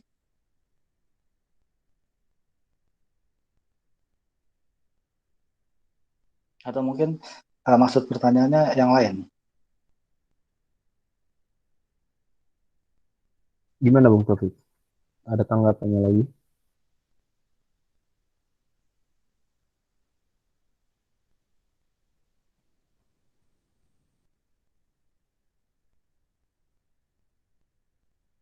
Oh ini ada tanggapan dari Albertus Jani. Saya bacakan man. Russell lebih dikenal sebagai pendukung monisme netral, bukan materialisme atau idealisme. Apakah mau ditanggapi man? Ya tentang Pak Albertus Joni itu ya benar sih tentang apa soal sikap metafisisnya Russell itu tentang monisme netral. Tapi jujur aja saya kurang kurang tahu bagaimana sih. Tapi ya itu benar-benar standing standing position dia tuh di monisme netral sih akhirnya itu. Begitu, Gam. Dan ini ada pertanyaan lagi dari Bung Taufik lagi. Keberanian di situ tetap stand for something. Kalau misalnya Berat. ini yang kemudian harus di ini kan apa namanya kekurangannya bahasa, bukan kekurangan sih. Ya sebutlah kekurangan dalam tanda petik bahasa Indonesia itu kan kita itu tidak jarang meletakkan kata sandang gitu di depan suatu kata benda umum. Jadi kalau misalkan begini saya anggapnya keberanian itu kan sebagai kata benda umum gitu. Kalau dia sebagai kalau misalkan kita taruh taruh kata sandang depan misalnya sebuah keberanian gitu. Nah tadi ntar analisis deskripsinya seperti itu, proposisi yang diabstraksikan berarti sebuah keberanian itu baik gitu. Nah itu kalau misalkan seperti ini berarti kayak semua keberanian itu baik kan jadinya. Kalau misalnya kita taruh sendirian gitu, keberanian kan kata benda umum toh. Kalau misalkan itu, ya berarti kita bisa anggaplah sebagai sebuah keberanian itu baik. Nah, itu ya kalau misalkan sudah, kalau misalkan dia adalah semua keberanian, itu kan jelas berarti frasa atau frasa berujuk juga di situ dalam pengertian rasa. Frasa berujuk yang indefinite atau tak tentu. Nah, kalau misalkan semua di situ, ya tadi proposisi yang diekspresikan itu menggunakan kontur universal. Jadi untuk step X, jika X adalah keberanian, X itu baik gitu. Kayak gitu paling sih, Mas Taufik.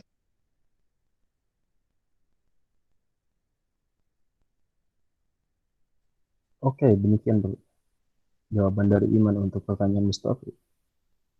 Apakah Bung Taufik masih kurang puas atau sudah puas?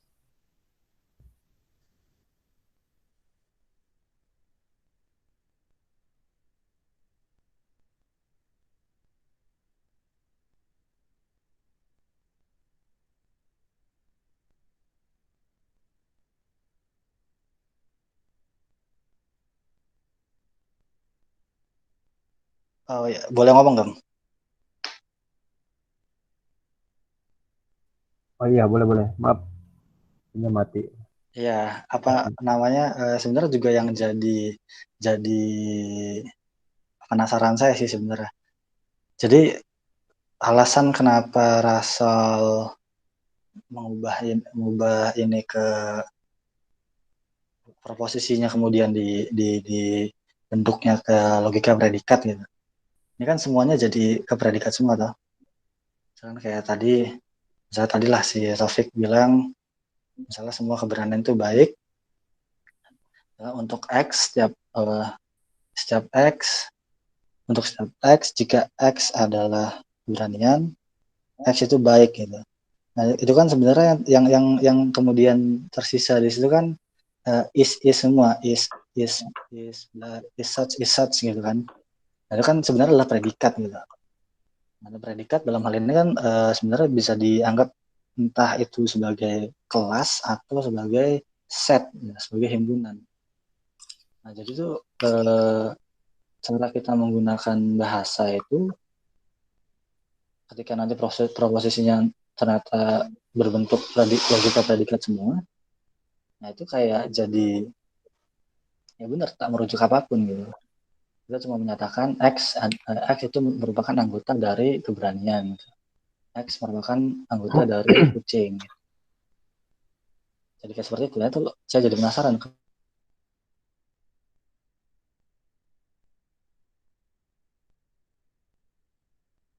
Yang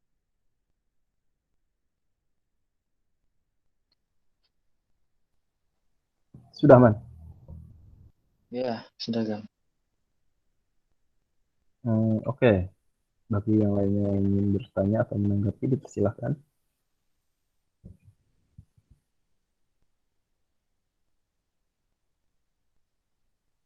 Oh iya, di sini kita kehadiran dua anggota dari Celebrity. Ada Ajeng Putri Ningrum dan Anindya de Petra Silpi. Jika ingin bertanya, saya persilahkan untuk Mbak Ajeng dan Mbak Anindya.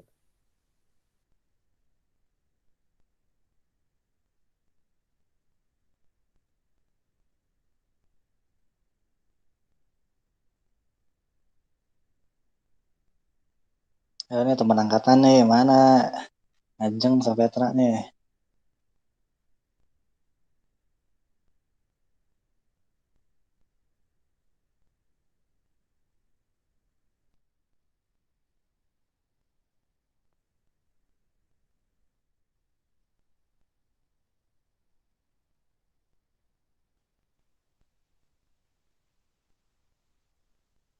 Halo, halo.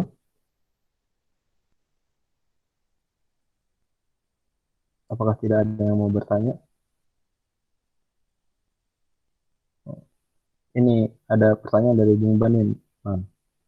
Berarti dalam teori Russell, pemisahan sense dan reference atau subsistence bisa dikatakan salah ya?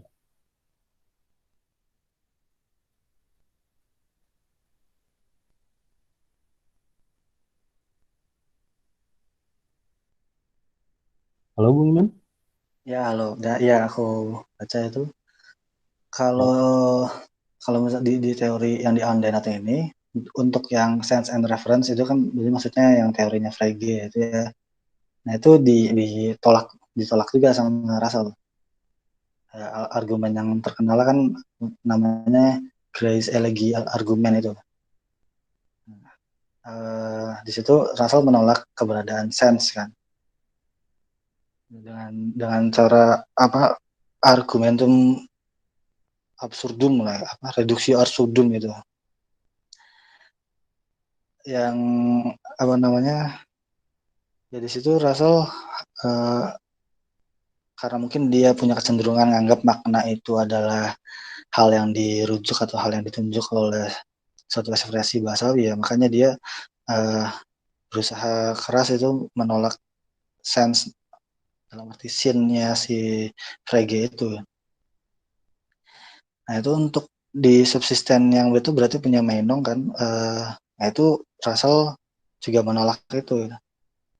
Kalau kemudian di periode-periode berikutnya itu dia bilang apa namanya ya logika itu meskipun abstrak ya tidak harus harus realistis seperti zoologi juga gitu. Katanya tidak menerima hewan-hewan seperti kuda terbang gitu, terus apa namanya uh, chimera gitu.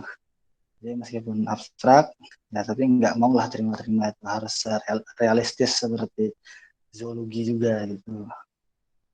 Jadi kalau pertanyaan Mas Bandin pemisahan size and reference itu salah, ya dianggap salah oleh Russell. Terus tentang subsistensinya Menong juga salah gitu. Gitu Mas Bandin.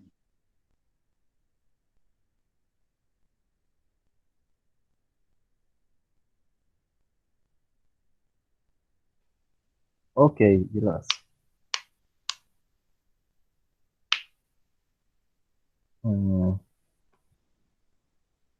Waktu diskusi masih panjang. Apakah dari teman-teman ada yang mau bertanya atau menanggapi? Boleh sih Mas. Ajang ingin menanggapi. Oh iya, Ajeng. bisa sih, silakan. Oh, Ajeng dulu atau gue dulu nih? Itu Kamu dulu, kayak Sos. nanya. Ya udah deh aku ya. Eh mau nanya nih ke Mas Iman. Jadi apa masalah tadi perbedaan antara si Frege sama Russell kan? Kata kamu Russell itu gak setuju sama sin kan? Sama dosa sama sin Frege sama, sama dosanya Frege kan? Tapi dia setuju sama Bede Utung kan? Apa reference dalam hal ini. Pertama aku pengen nanya menurut Russell kan mungkin retorikal aja ya. Tapi kan menurut saya kan makna itu peletakannya pada reference.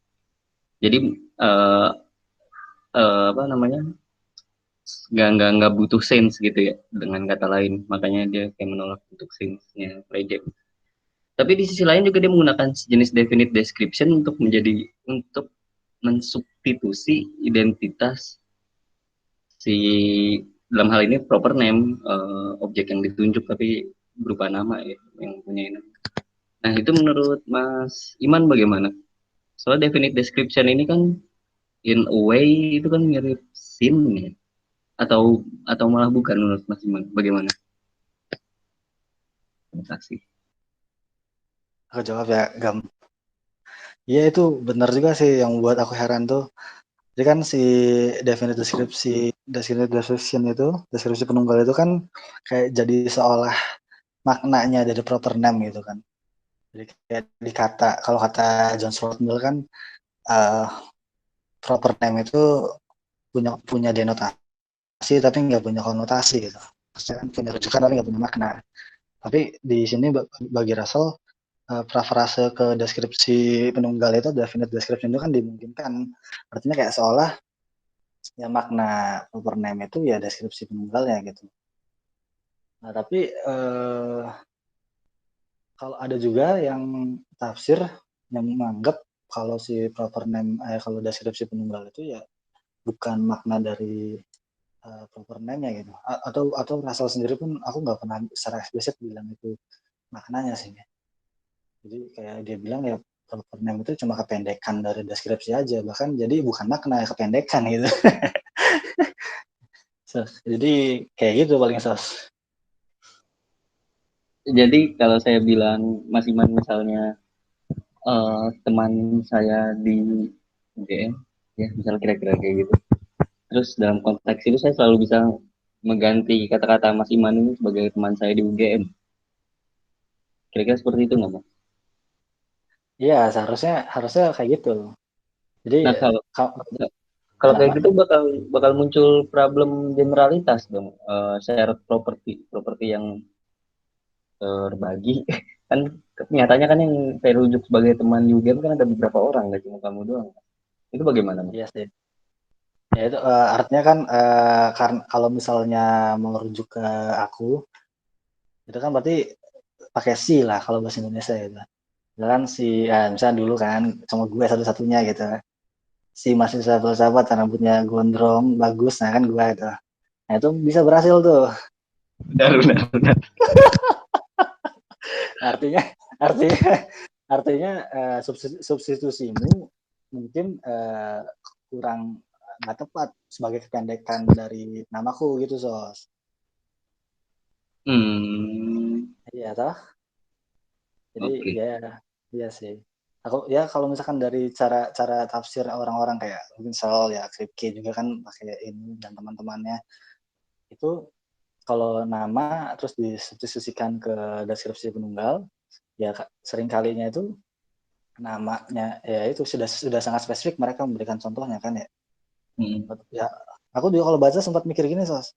Ini proper name, deskripsi, bla bla bla ini bias kelas anjir. Soalnya hanya orang-orang besar yang kita tahu ya, namanya terkenal saja yang kita tahu ya, deskripsinya. Bener. Bener kan? Bias kelas ini. Nah, macam nama Gema, aku, kamu itu diberikan deskripsi, orang mana kenal filsuf menggunakan nama kita, contohnya. Nah, bias kelas anjir. Itu ngomong-ngomong Kripke, Mas, kalau yang salah satu kegundahan yang diajukan oleh Kripke kan kalau misalnya definite description itu jadi kependekan dari proper name, berarti ada kemungkinan kalau definite description-nya berubah, mereka dia kehilangan relasinya dengan proper name-nya, atau bahkan implikasi paling jauhnya tuh kagak ada orangnya jadi hilang. Jadi kayak contoh yang waktu itu itu kan Aristotle lahir di Stagira, jadi bisa diganti filsuf yang lahir di Stagira itu buat gantiin Aristotle kan. Tapi ternyata diketahui Aristotle nggak lahir di Stagira, misalnya lahir di Depok, itu kan beneran apa namanya, jadi udah nggak ada lagi orang yang kita bisa refer sebagai filsuf yang lahir di Stagira. Nah, itu mempertanyakan apakah Aristotle ini apa sebagai orang yang orang umum kenal sebagai yang lahir di Stagira, jangan-jangan nggak ada, soalnya yang lahir yang ada tuh yang lahir di Depok, dikit-dikit gitu eksistensinya. Menurut Mas Fikman gimana? Ya, kalau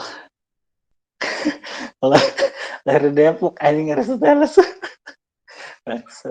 Atau dia yang babi ngepet gitu kan? Apa namanya? Kalau misalnya gitu kan, kalau misalnya deskripsinya berubah gitu. Kalau misalnya menurut Kripke ya proper name kan ini tuh rigid designator, penanda tegar gitu kan. Kalau misalnya deskripsinya berubah ya dia seharusnya tidak berubah gitu, merujuk ke orangnya gitu. Misalnya Muhammad Kemal Maulana gitu. Terus punya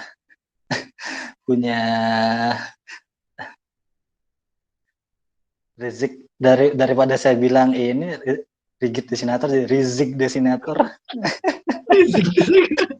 Rizik designator ya kan? Benar Rizik. Oh, kalau penanda tegar ini dari Martin nih, Mas Martin yang terjemahin. Ada itu di tulisannya itu, penanda tegar.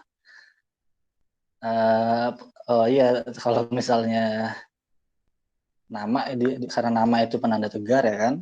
Jadi bagaimanapun deskripsinya berubah ya seharusnya itu tetap mengacu kepada satu individu yang sama di semua dunia yang mungkin gitu ya kan.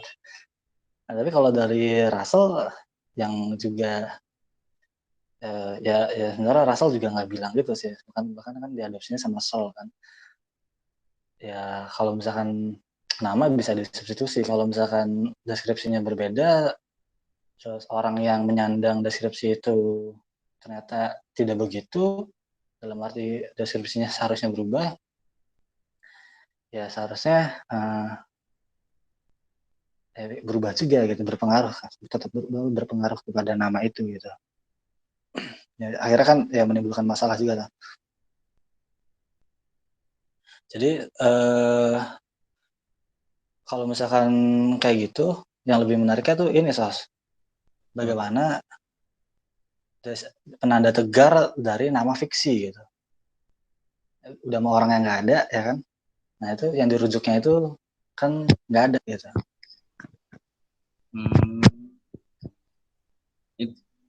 Kayak Sherlock Holmes gitu misalnya, nama Sherlock Holmes terus kita bisa substitusikan jadi detektif cemerlang dari Inggris gitu misalnya.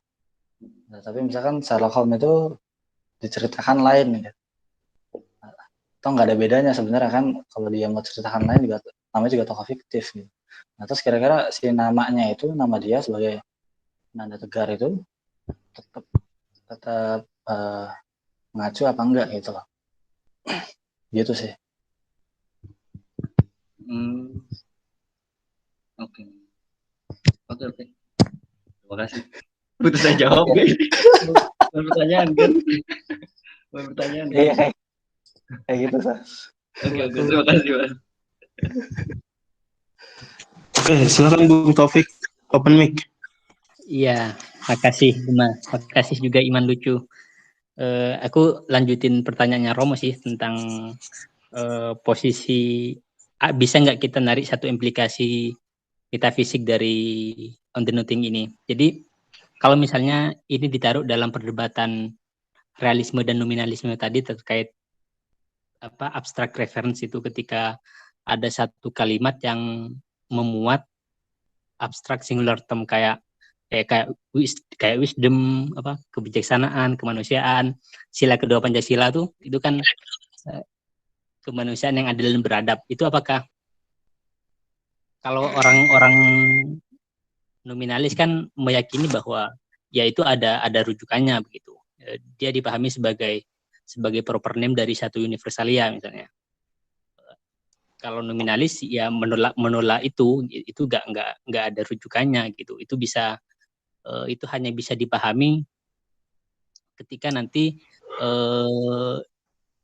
kalau nominalis yang lebih moderat itu bisa dipahami ketika nanti dia menjadi satu partikularia yang meskipun itu abstrak begitu. Nah, dalam perdebatan ini kira-kira di mana posisi Husserl kalau dilihat dari on the noting? Terima kasih Mas Iman. Ya, Mas Taufik. Oke, silakan Mas Iman.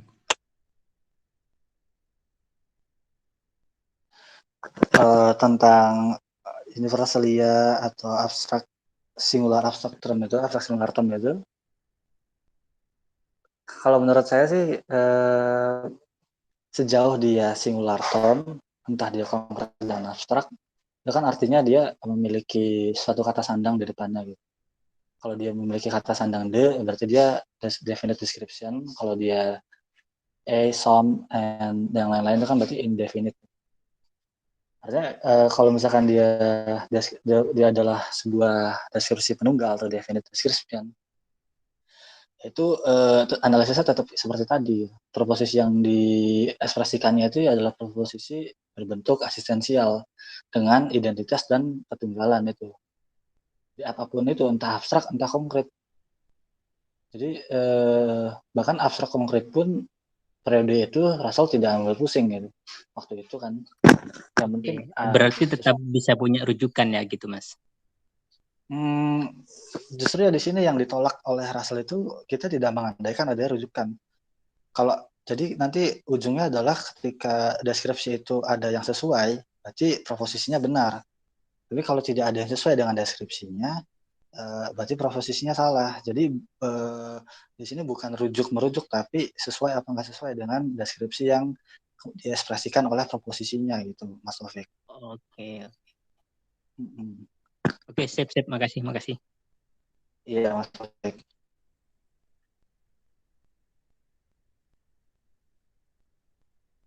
Silakan Aino buka mic-nya. Open mic.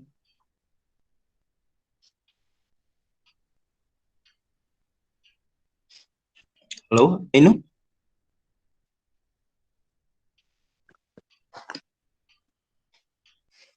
Bung Banin ya, silakan. Oh iya, ini pertanyaan ini sih newbie sih, cuma kepingin tahu aja sejauh mana deskripsi itu jadi bermasalah ya untuk analisis bahasa, analisis kayak gini, reference kemudian makna dalam apa namanya, kayak kita bisa bilangin sintaksis nggak sih atau lebih semantik ini. Karena kan kalau misalnya tadi nyambung ke pertanyaan Sosi yang tadi masalah ada shared property gitu. Berarti kan untuk menghindari shared property, berarti Russell harus memberikan jawaban Russell yang aku kira-kira ya, tolong dibenarkan mungkin buat dari Mas Iman. Berarti kan kita harus ngasih deskripsi lagi yang membuat kenapa meskipun ada shared property dengan orang lain atau entitas lain, ini tetap akhirnya kata itu merujuk ke sana gitu. Tapi kan kita bisa membayangkan kalau misalnya kita membandingkan dua hal yang sangat mirip sehingga shared property-nya banyak sehingga deskripsinya jadi panjang banget tuh, jadi panjang banget untuk akhirnya ada satu entitas itu yang kita bisa tahu bahwa oh ini unik, berbeda dari hal lain yang dia share propertinya banyak dengan hal itu. Uh, itu bermasalah nggak sih kalau secara saya nggak tahu ya. Biasanya kan hal yang seperti itu bermasalah, kayak kita harus ngelisting banyak, itu harus bermasalah. Tapi kalau misalnya di logika atau di sini itu bermasalah nggak kalau harus punya posisi seperti itu? Atau bukan seperti itu harusnya, Russell? Kayak itu aja sih. Thank you. Oh iya Romo, soal yang Sosi tadi ya mungkin nyambung sama Sosi kan ya. Gue jawab ya Gem ya. Soal share property ya, yang kemudian katakanlah diekspresikan oleh suatu deskripsi, entah deskripsinya mungkin panjang, atau mungkin kita bisa bayangkan kita hendak merujuk pada suatu entitas atau hendak mendeskripsikan suatu entitas, terus kita memberikan deskripsi sepanjang-panjangnya sampai tuntas gitu. Nah itu kemudian ya seharusnya kalau begitu, kalau misalkan memang ada si X itu atau ada something itu sesuai dengan deskripsi itu, jadi proposisi yang diekspresikan itu benar gitu kan. Nah terus kalau misal ada juga model yang nggak begitu sih, yang disebut cluster. Jadi kayak kita membuat cluster deskripsi gitu. Jadi kayak misalnya tadi kan kayak sosiawan permadi itu kan banyak deskripsinya.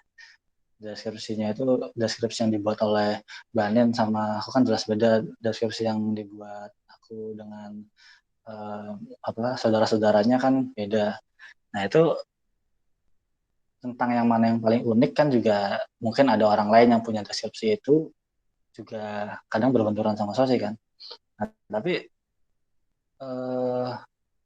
ya diandaikan sih seharusnya itu memang nanti akan merujuknya ke Sosi gitu. Dari klaster itu tetap akan merujuknya ke Sosi. Jadi terutama definite description ya, deskripsi penunggal itu memang selalu diandaikan adanya ketunggalan ya. Jadi seharusnya memang kita yang membuat deskripsinya harus benar-benar spesifik banget sih, supaya itu bisa merujuk ke, ya bukan merujuk, supaya bisa fit ya, ke X yang kita mau, ke something yang kita mau gitu. Mungkin begitu Mas Banian. Oke, thank you. Thank you, Iman. Sangat membantu. Ya Mas Banian, maaf kalau kurang membantu. Itu Gem. Siap. Oke. 15 menit lagi akan menuju penghujung acara, dan dalam waktu itu saya persilakan teman-teman untuk menanggapi atau bertanya atau mengkritik. Silakan.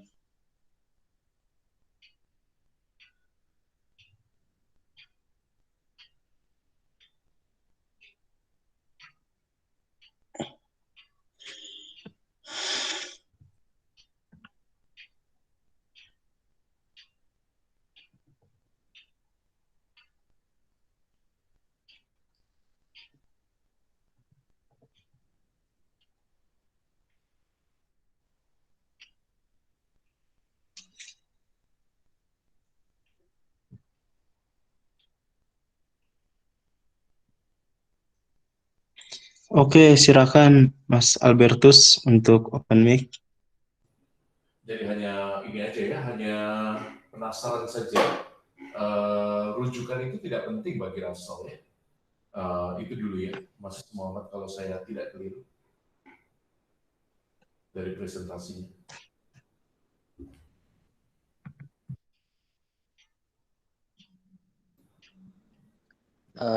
Baik, pertanyaannya tadi apakah pertanyaannya itu Gem ya? Jadi rujukan tidak penting ya, rujukan tidak penting bagi Russell. Yang penting itu hanya sets of mungkin yang penting itu hanya sets of arrangement dan konteks gitu ya, sehingga referen itu tidak penting lagi gitu ya. Ini klarifikasi saja karena saya sudah lama tidak baca Russell. Oh ya, kalau soal itu di artikel ini dia memang tidak penting rujukan dalam artian suatu frasa atau suatu nama atau entitas bahasawi lainnya yang dapat merujuk itu di artikel ini dianggap tidak penting gitu. Bukan tidak penting, tidak diandaikan itu merujuk gitu. Tidak diandaikan itu langsung merujuk gitu, Pak. Jadi ya rujukan dalam artian itu tidak penting di sini gitu.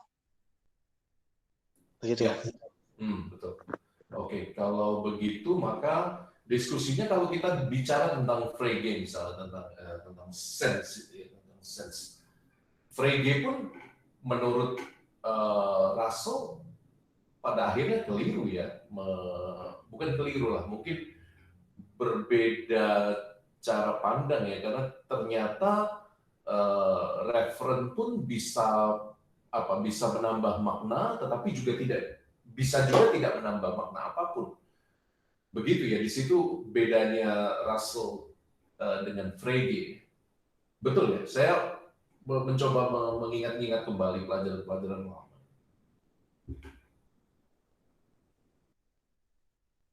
Kalau tentang perbedaan pandangan Russell dan Frege soal makna atau scene dalam kata Frege, itu Russell memang menolaknya, tapi dia itu kan di Underwriting itu mengajukan ada tadi namanya argumen Gray's Elegy argument. Nah, itu di sana untuk menunjukkan menolak itu dengan secara tidak langsung sebenarnya, Pak.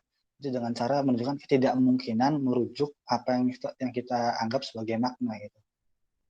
Jadi kan di Frege itu kan ada ekspresi bahasawinya, ada makna yang diekspresikannya, dan ada ada rujukannya gitu. Nah, Russell itu menolak ada entitas ketiga makna atau scene-nya Frege itu karena tidak bisa dirujuk gitu di Underwriting. Cuma sekedar itu saja, ketidakmungkinan kita merujuk makna dalam pengertian scene atau meaning dalam si Russell itu yang kemudian Russell tolak gitu. Jadi lebih utama itu ya dalam hal ini ekspresi bahasawi dan yang dianggap sebagai denotation-nya atau ya yang kemudian belakangan diterjemahkannya sebagai reference atau rujukan gitu. Ya, menjadi sangat jelas sekarang. Thank you.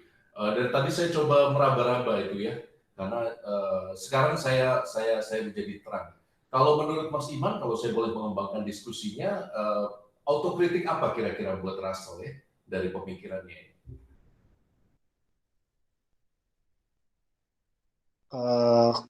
Russell itu terutama tentang proposisinya sih. Kalau di sini kan dia masih menganggap proposisi sebagai entitas abstrak, itu sepadan lah sama dengan Gendake atau pikirannya si Frege itu yang terlepas dari bahasa, mandiri dari bahasa dan pikiran manusia itu terlalu metafisis itu proposisinya Russell itu, sampai akhirnya kan nanti dia kesulitan untuk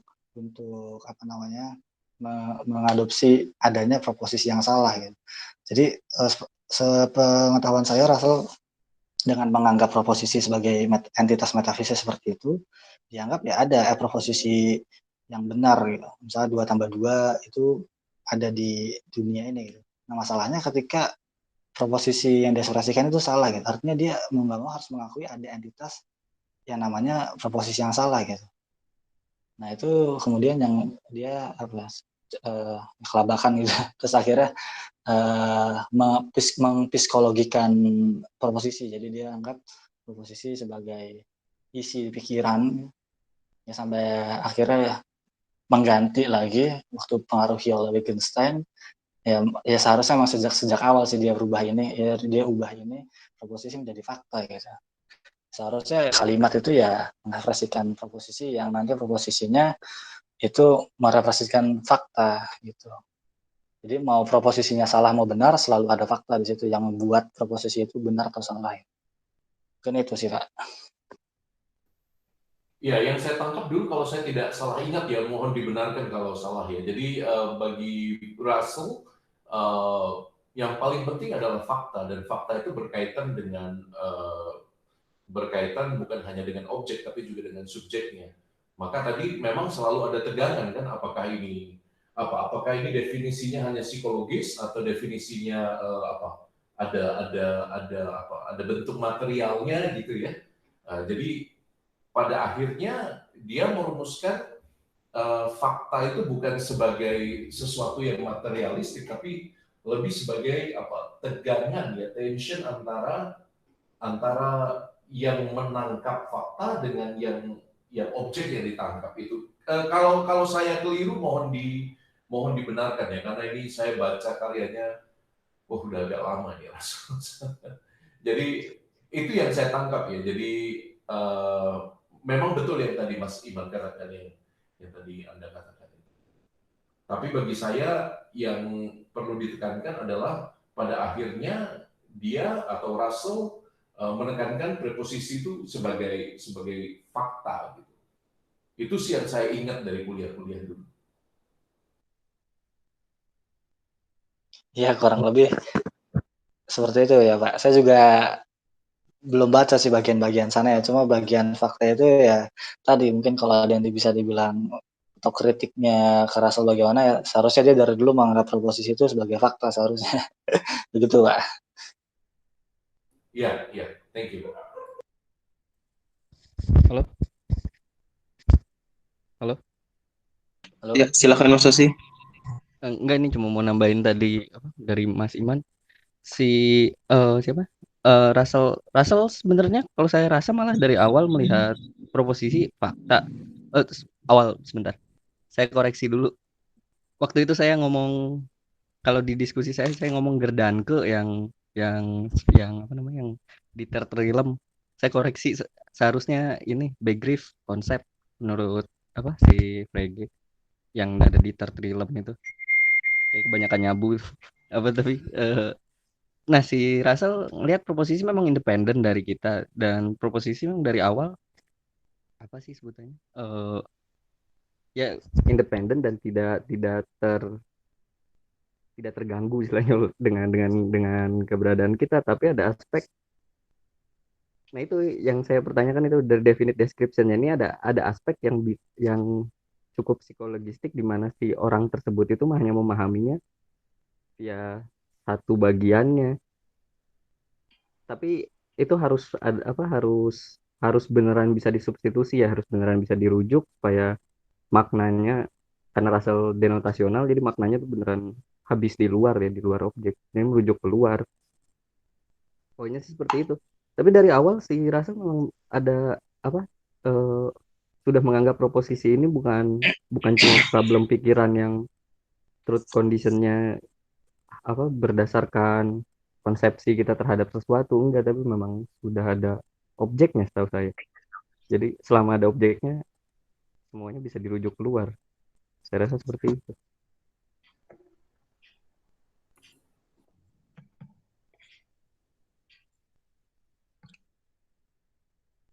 Silakan Bung Banin, open mic. Aduh, sedikit aja, cuma penasaran aja kalau misalnya uh, dua pertanyaan tuh, ini juga tanya ya. Penasaran aja. Tadi maksudnya sesi habis di objek itu mungkin bisa dijelaskan sedikit lagi nggak? Itu yang pertama. Terus yang kedua tadi itu, kalau misalnya benar bahwa tadi perpindahannya ke fakta, dan tadi Imam juga mengatakan kalau harusnya dari awal itu fakta, kalau misalnya itu direkonstruksi dari on denoting tadi, kira-kira yang berubah yang mana? Itu aja sih. Thank you. Kalau misalnya waktunya udah habis, atau yang pertama itu apa?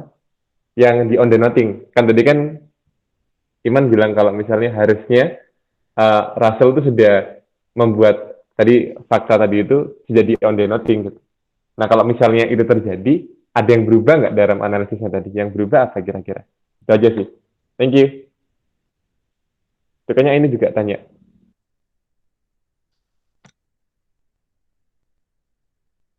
Oman, mau dijawab dulu? Oh ya boleh, kalau misalkan langsung boleh. Iya, kalau misalnya berubah apa ke on the nothing, kalau menurutku tidak akan banyak berubah sih. Soalnya kali menyambung ke Sosi ya. Kalau setauku sih si Russell tuh periode itu ya menganggap proposisi itu ya entitas metafisis gitu. Ya emang independen dari pikiran, abstrak, terus dari bahasa juga independen, tapi ya dia punya status metafisis di situ gitu. Dan dia tuh kebenarannya itu ya, penyandang kebenaran yang bahkan kita kebenarannya itu adalah kebenaran yang metafisis juga ya, undefinable gitu. Nah dari situ sebenarnya tuh apa ya kayak menganggap itu sebagai hal yang abadi. Nah akhirnya dia kesulitan pertama tentang the unity of proposition dan segala macam itu, dan tadi bagaimana kita menangani adanya proposisi yang salah di dunia kita gitu. Kalau misalnya dianggap sebagai entitas yang metafisis itu gitu. Akhirnya kan dia repsikologising ini kan si proposisinya. Nah, di situ akhirnya dia nganggap sebagai proposisi ya simbolik juga sifatnya gitu. Jadi kalau misalkan kalau boleh aku ini kan, jadi kita punya kalimat itu mengekspresikan proposisi. Nah, proposisi ini sebagai istilah atau konten gitu yang sifatnya simbolik, dia mempresentasikan fakta gitu. Jadi proposisi ini bisa diekspresikan di berbagai bahasa kan, artinya berbagai bahasa itu mengekspresikan proposisi yang sama. Nah, proposisi ini tapi sifatnya simbolik, dia merepresentasikan fakta. Kalau misalkan tidak begitu, artinya faktanya tidak begitu, ya prosesnya salah. Kalau demikian berarti prosesnya benar gitu. Kayak gitu sih. Nah terus nyambungnya ke end nothing itu ya cuma sekedar, jadi yang proposisi eksistensial dan proposisi universal itu jadi berubah sebagai proposisi yang simbolik aja sih sebenarnya. Simbolik dalam arti sifatnya ya, bukan bukan apa wujudnya gitu, bukan wadaknya anjir. Ini kayak gitu sih.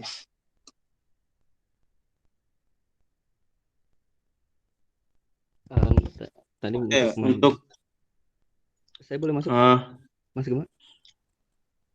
mau panjang nggak, Sos? Panjang lebar nggak? Gue pepetin nih sebentar. Oh ya. Gue pepetin aja. Nggak, tadi untuk yang biar dulu apa tadi masalah Denta sih, jadi menurut Asal kan udah habis di luar ya, jadi kita gak butuh sama sekali makna-makna yang gak ada konten pikiran, soalnya semuanya tuh harus bisa dirujuk keluar.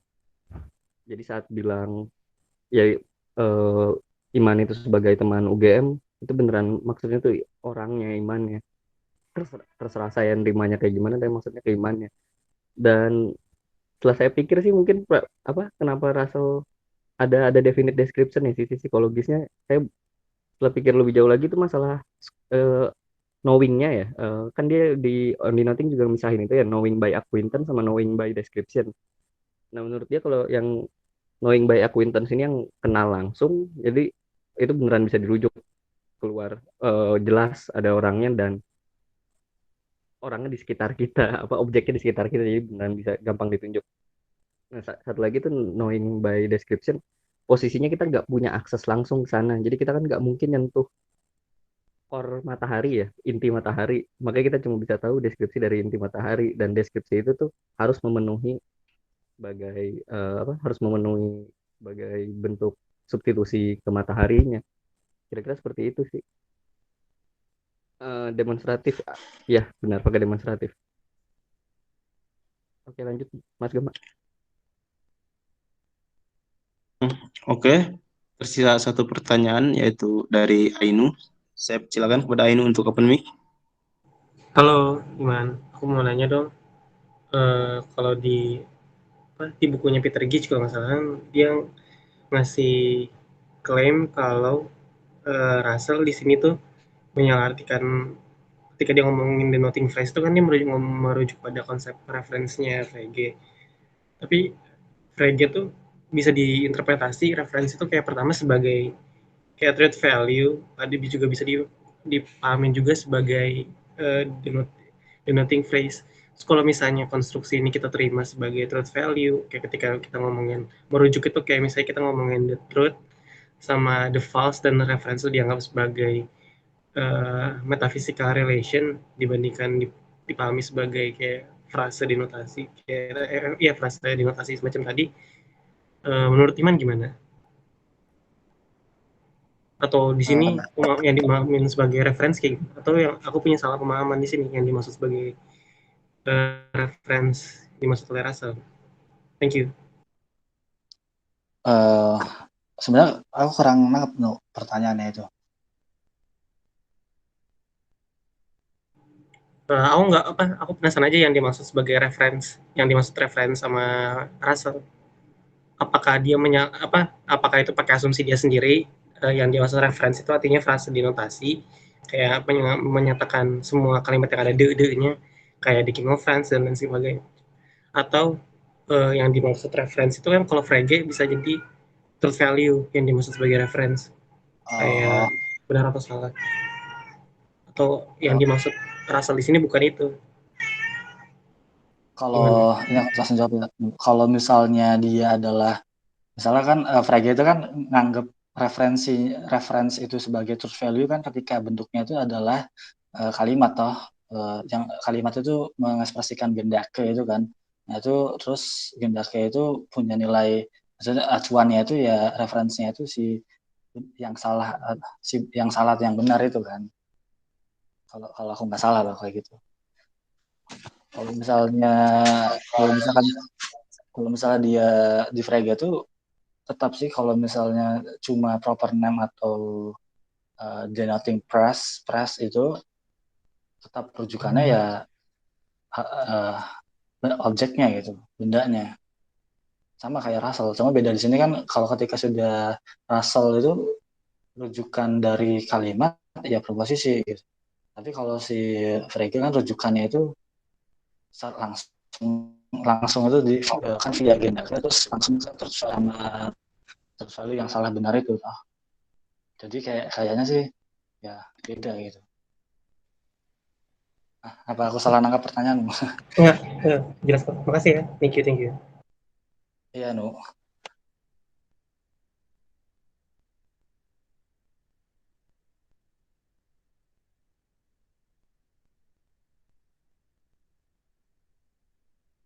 Kembali ke moderator, silakan.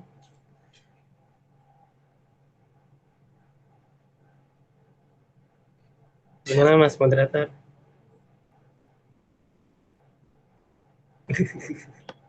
Halo, maaf barusan mic-nya agak di open. Oke, karena acara malam ini sebenarnya sampai jam 10, jadi acara diskusi ini akan saya tutup. Tapi sebelum saya tutup, saya ingin Mas Iman ngasih closing statement. Closing statement yang singkat, padat, dan jelas. Silakan Bu Iman. Sebelum itu ya saya bilang sama-sama Albertus, terima kasih sudah mampir. Sampai jumpa di diskusi berikutnya. Untuk statement penutup closing statementnya,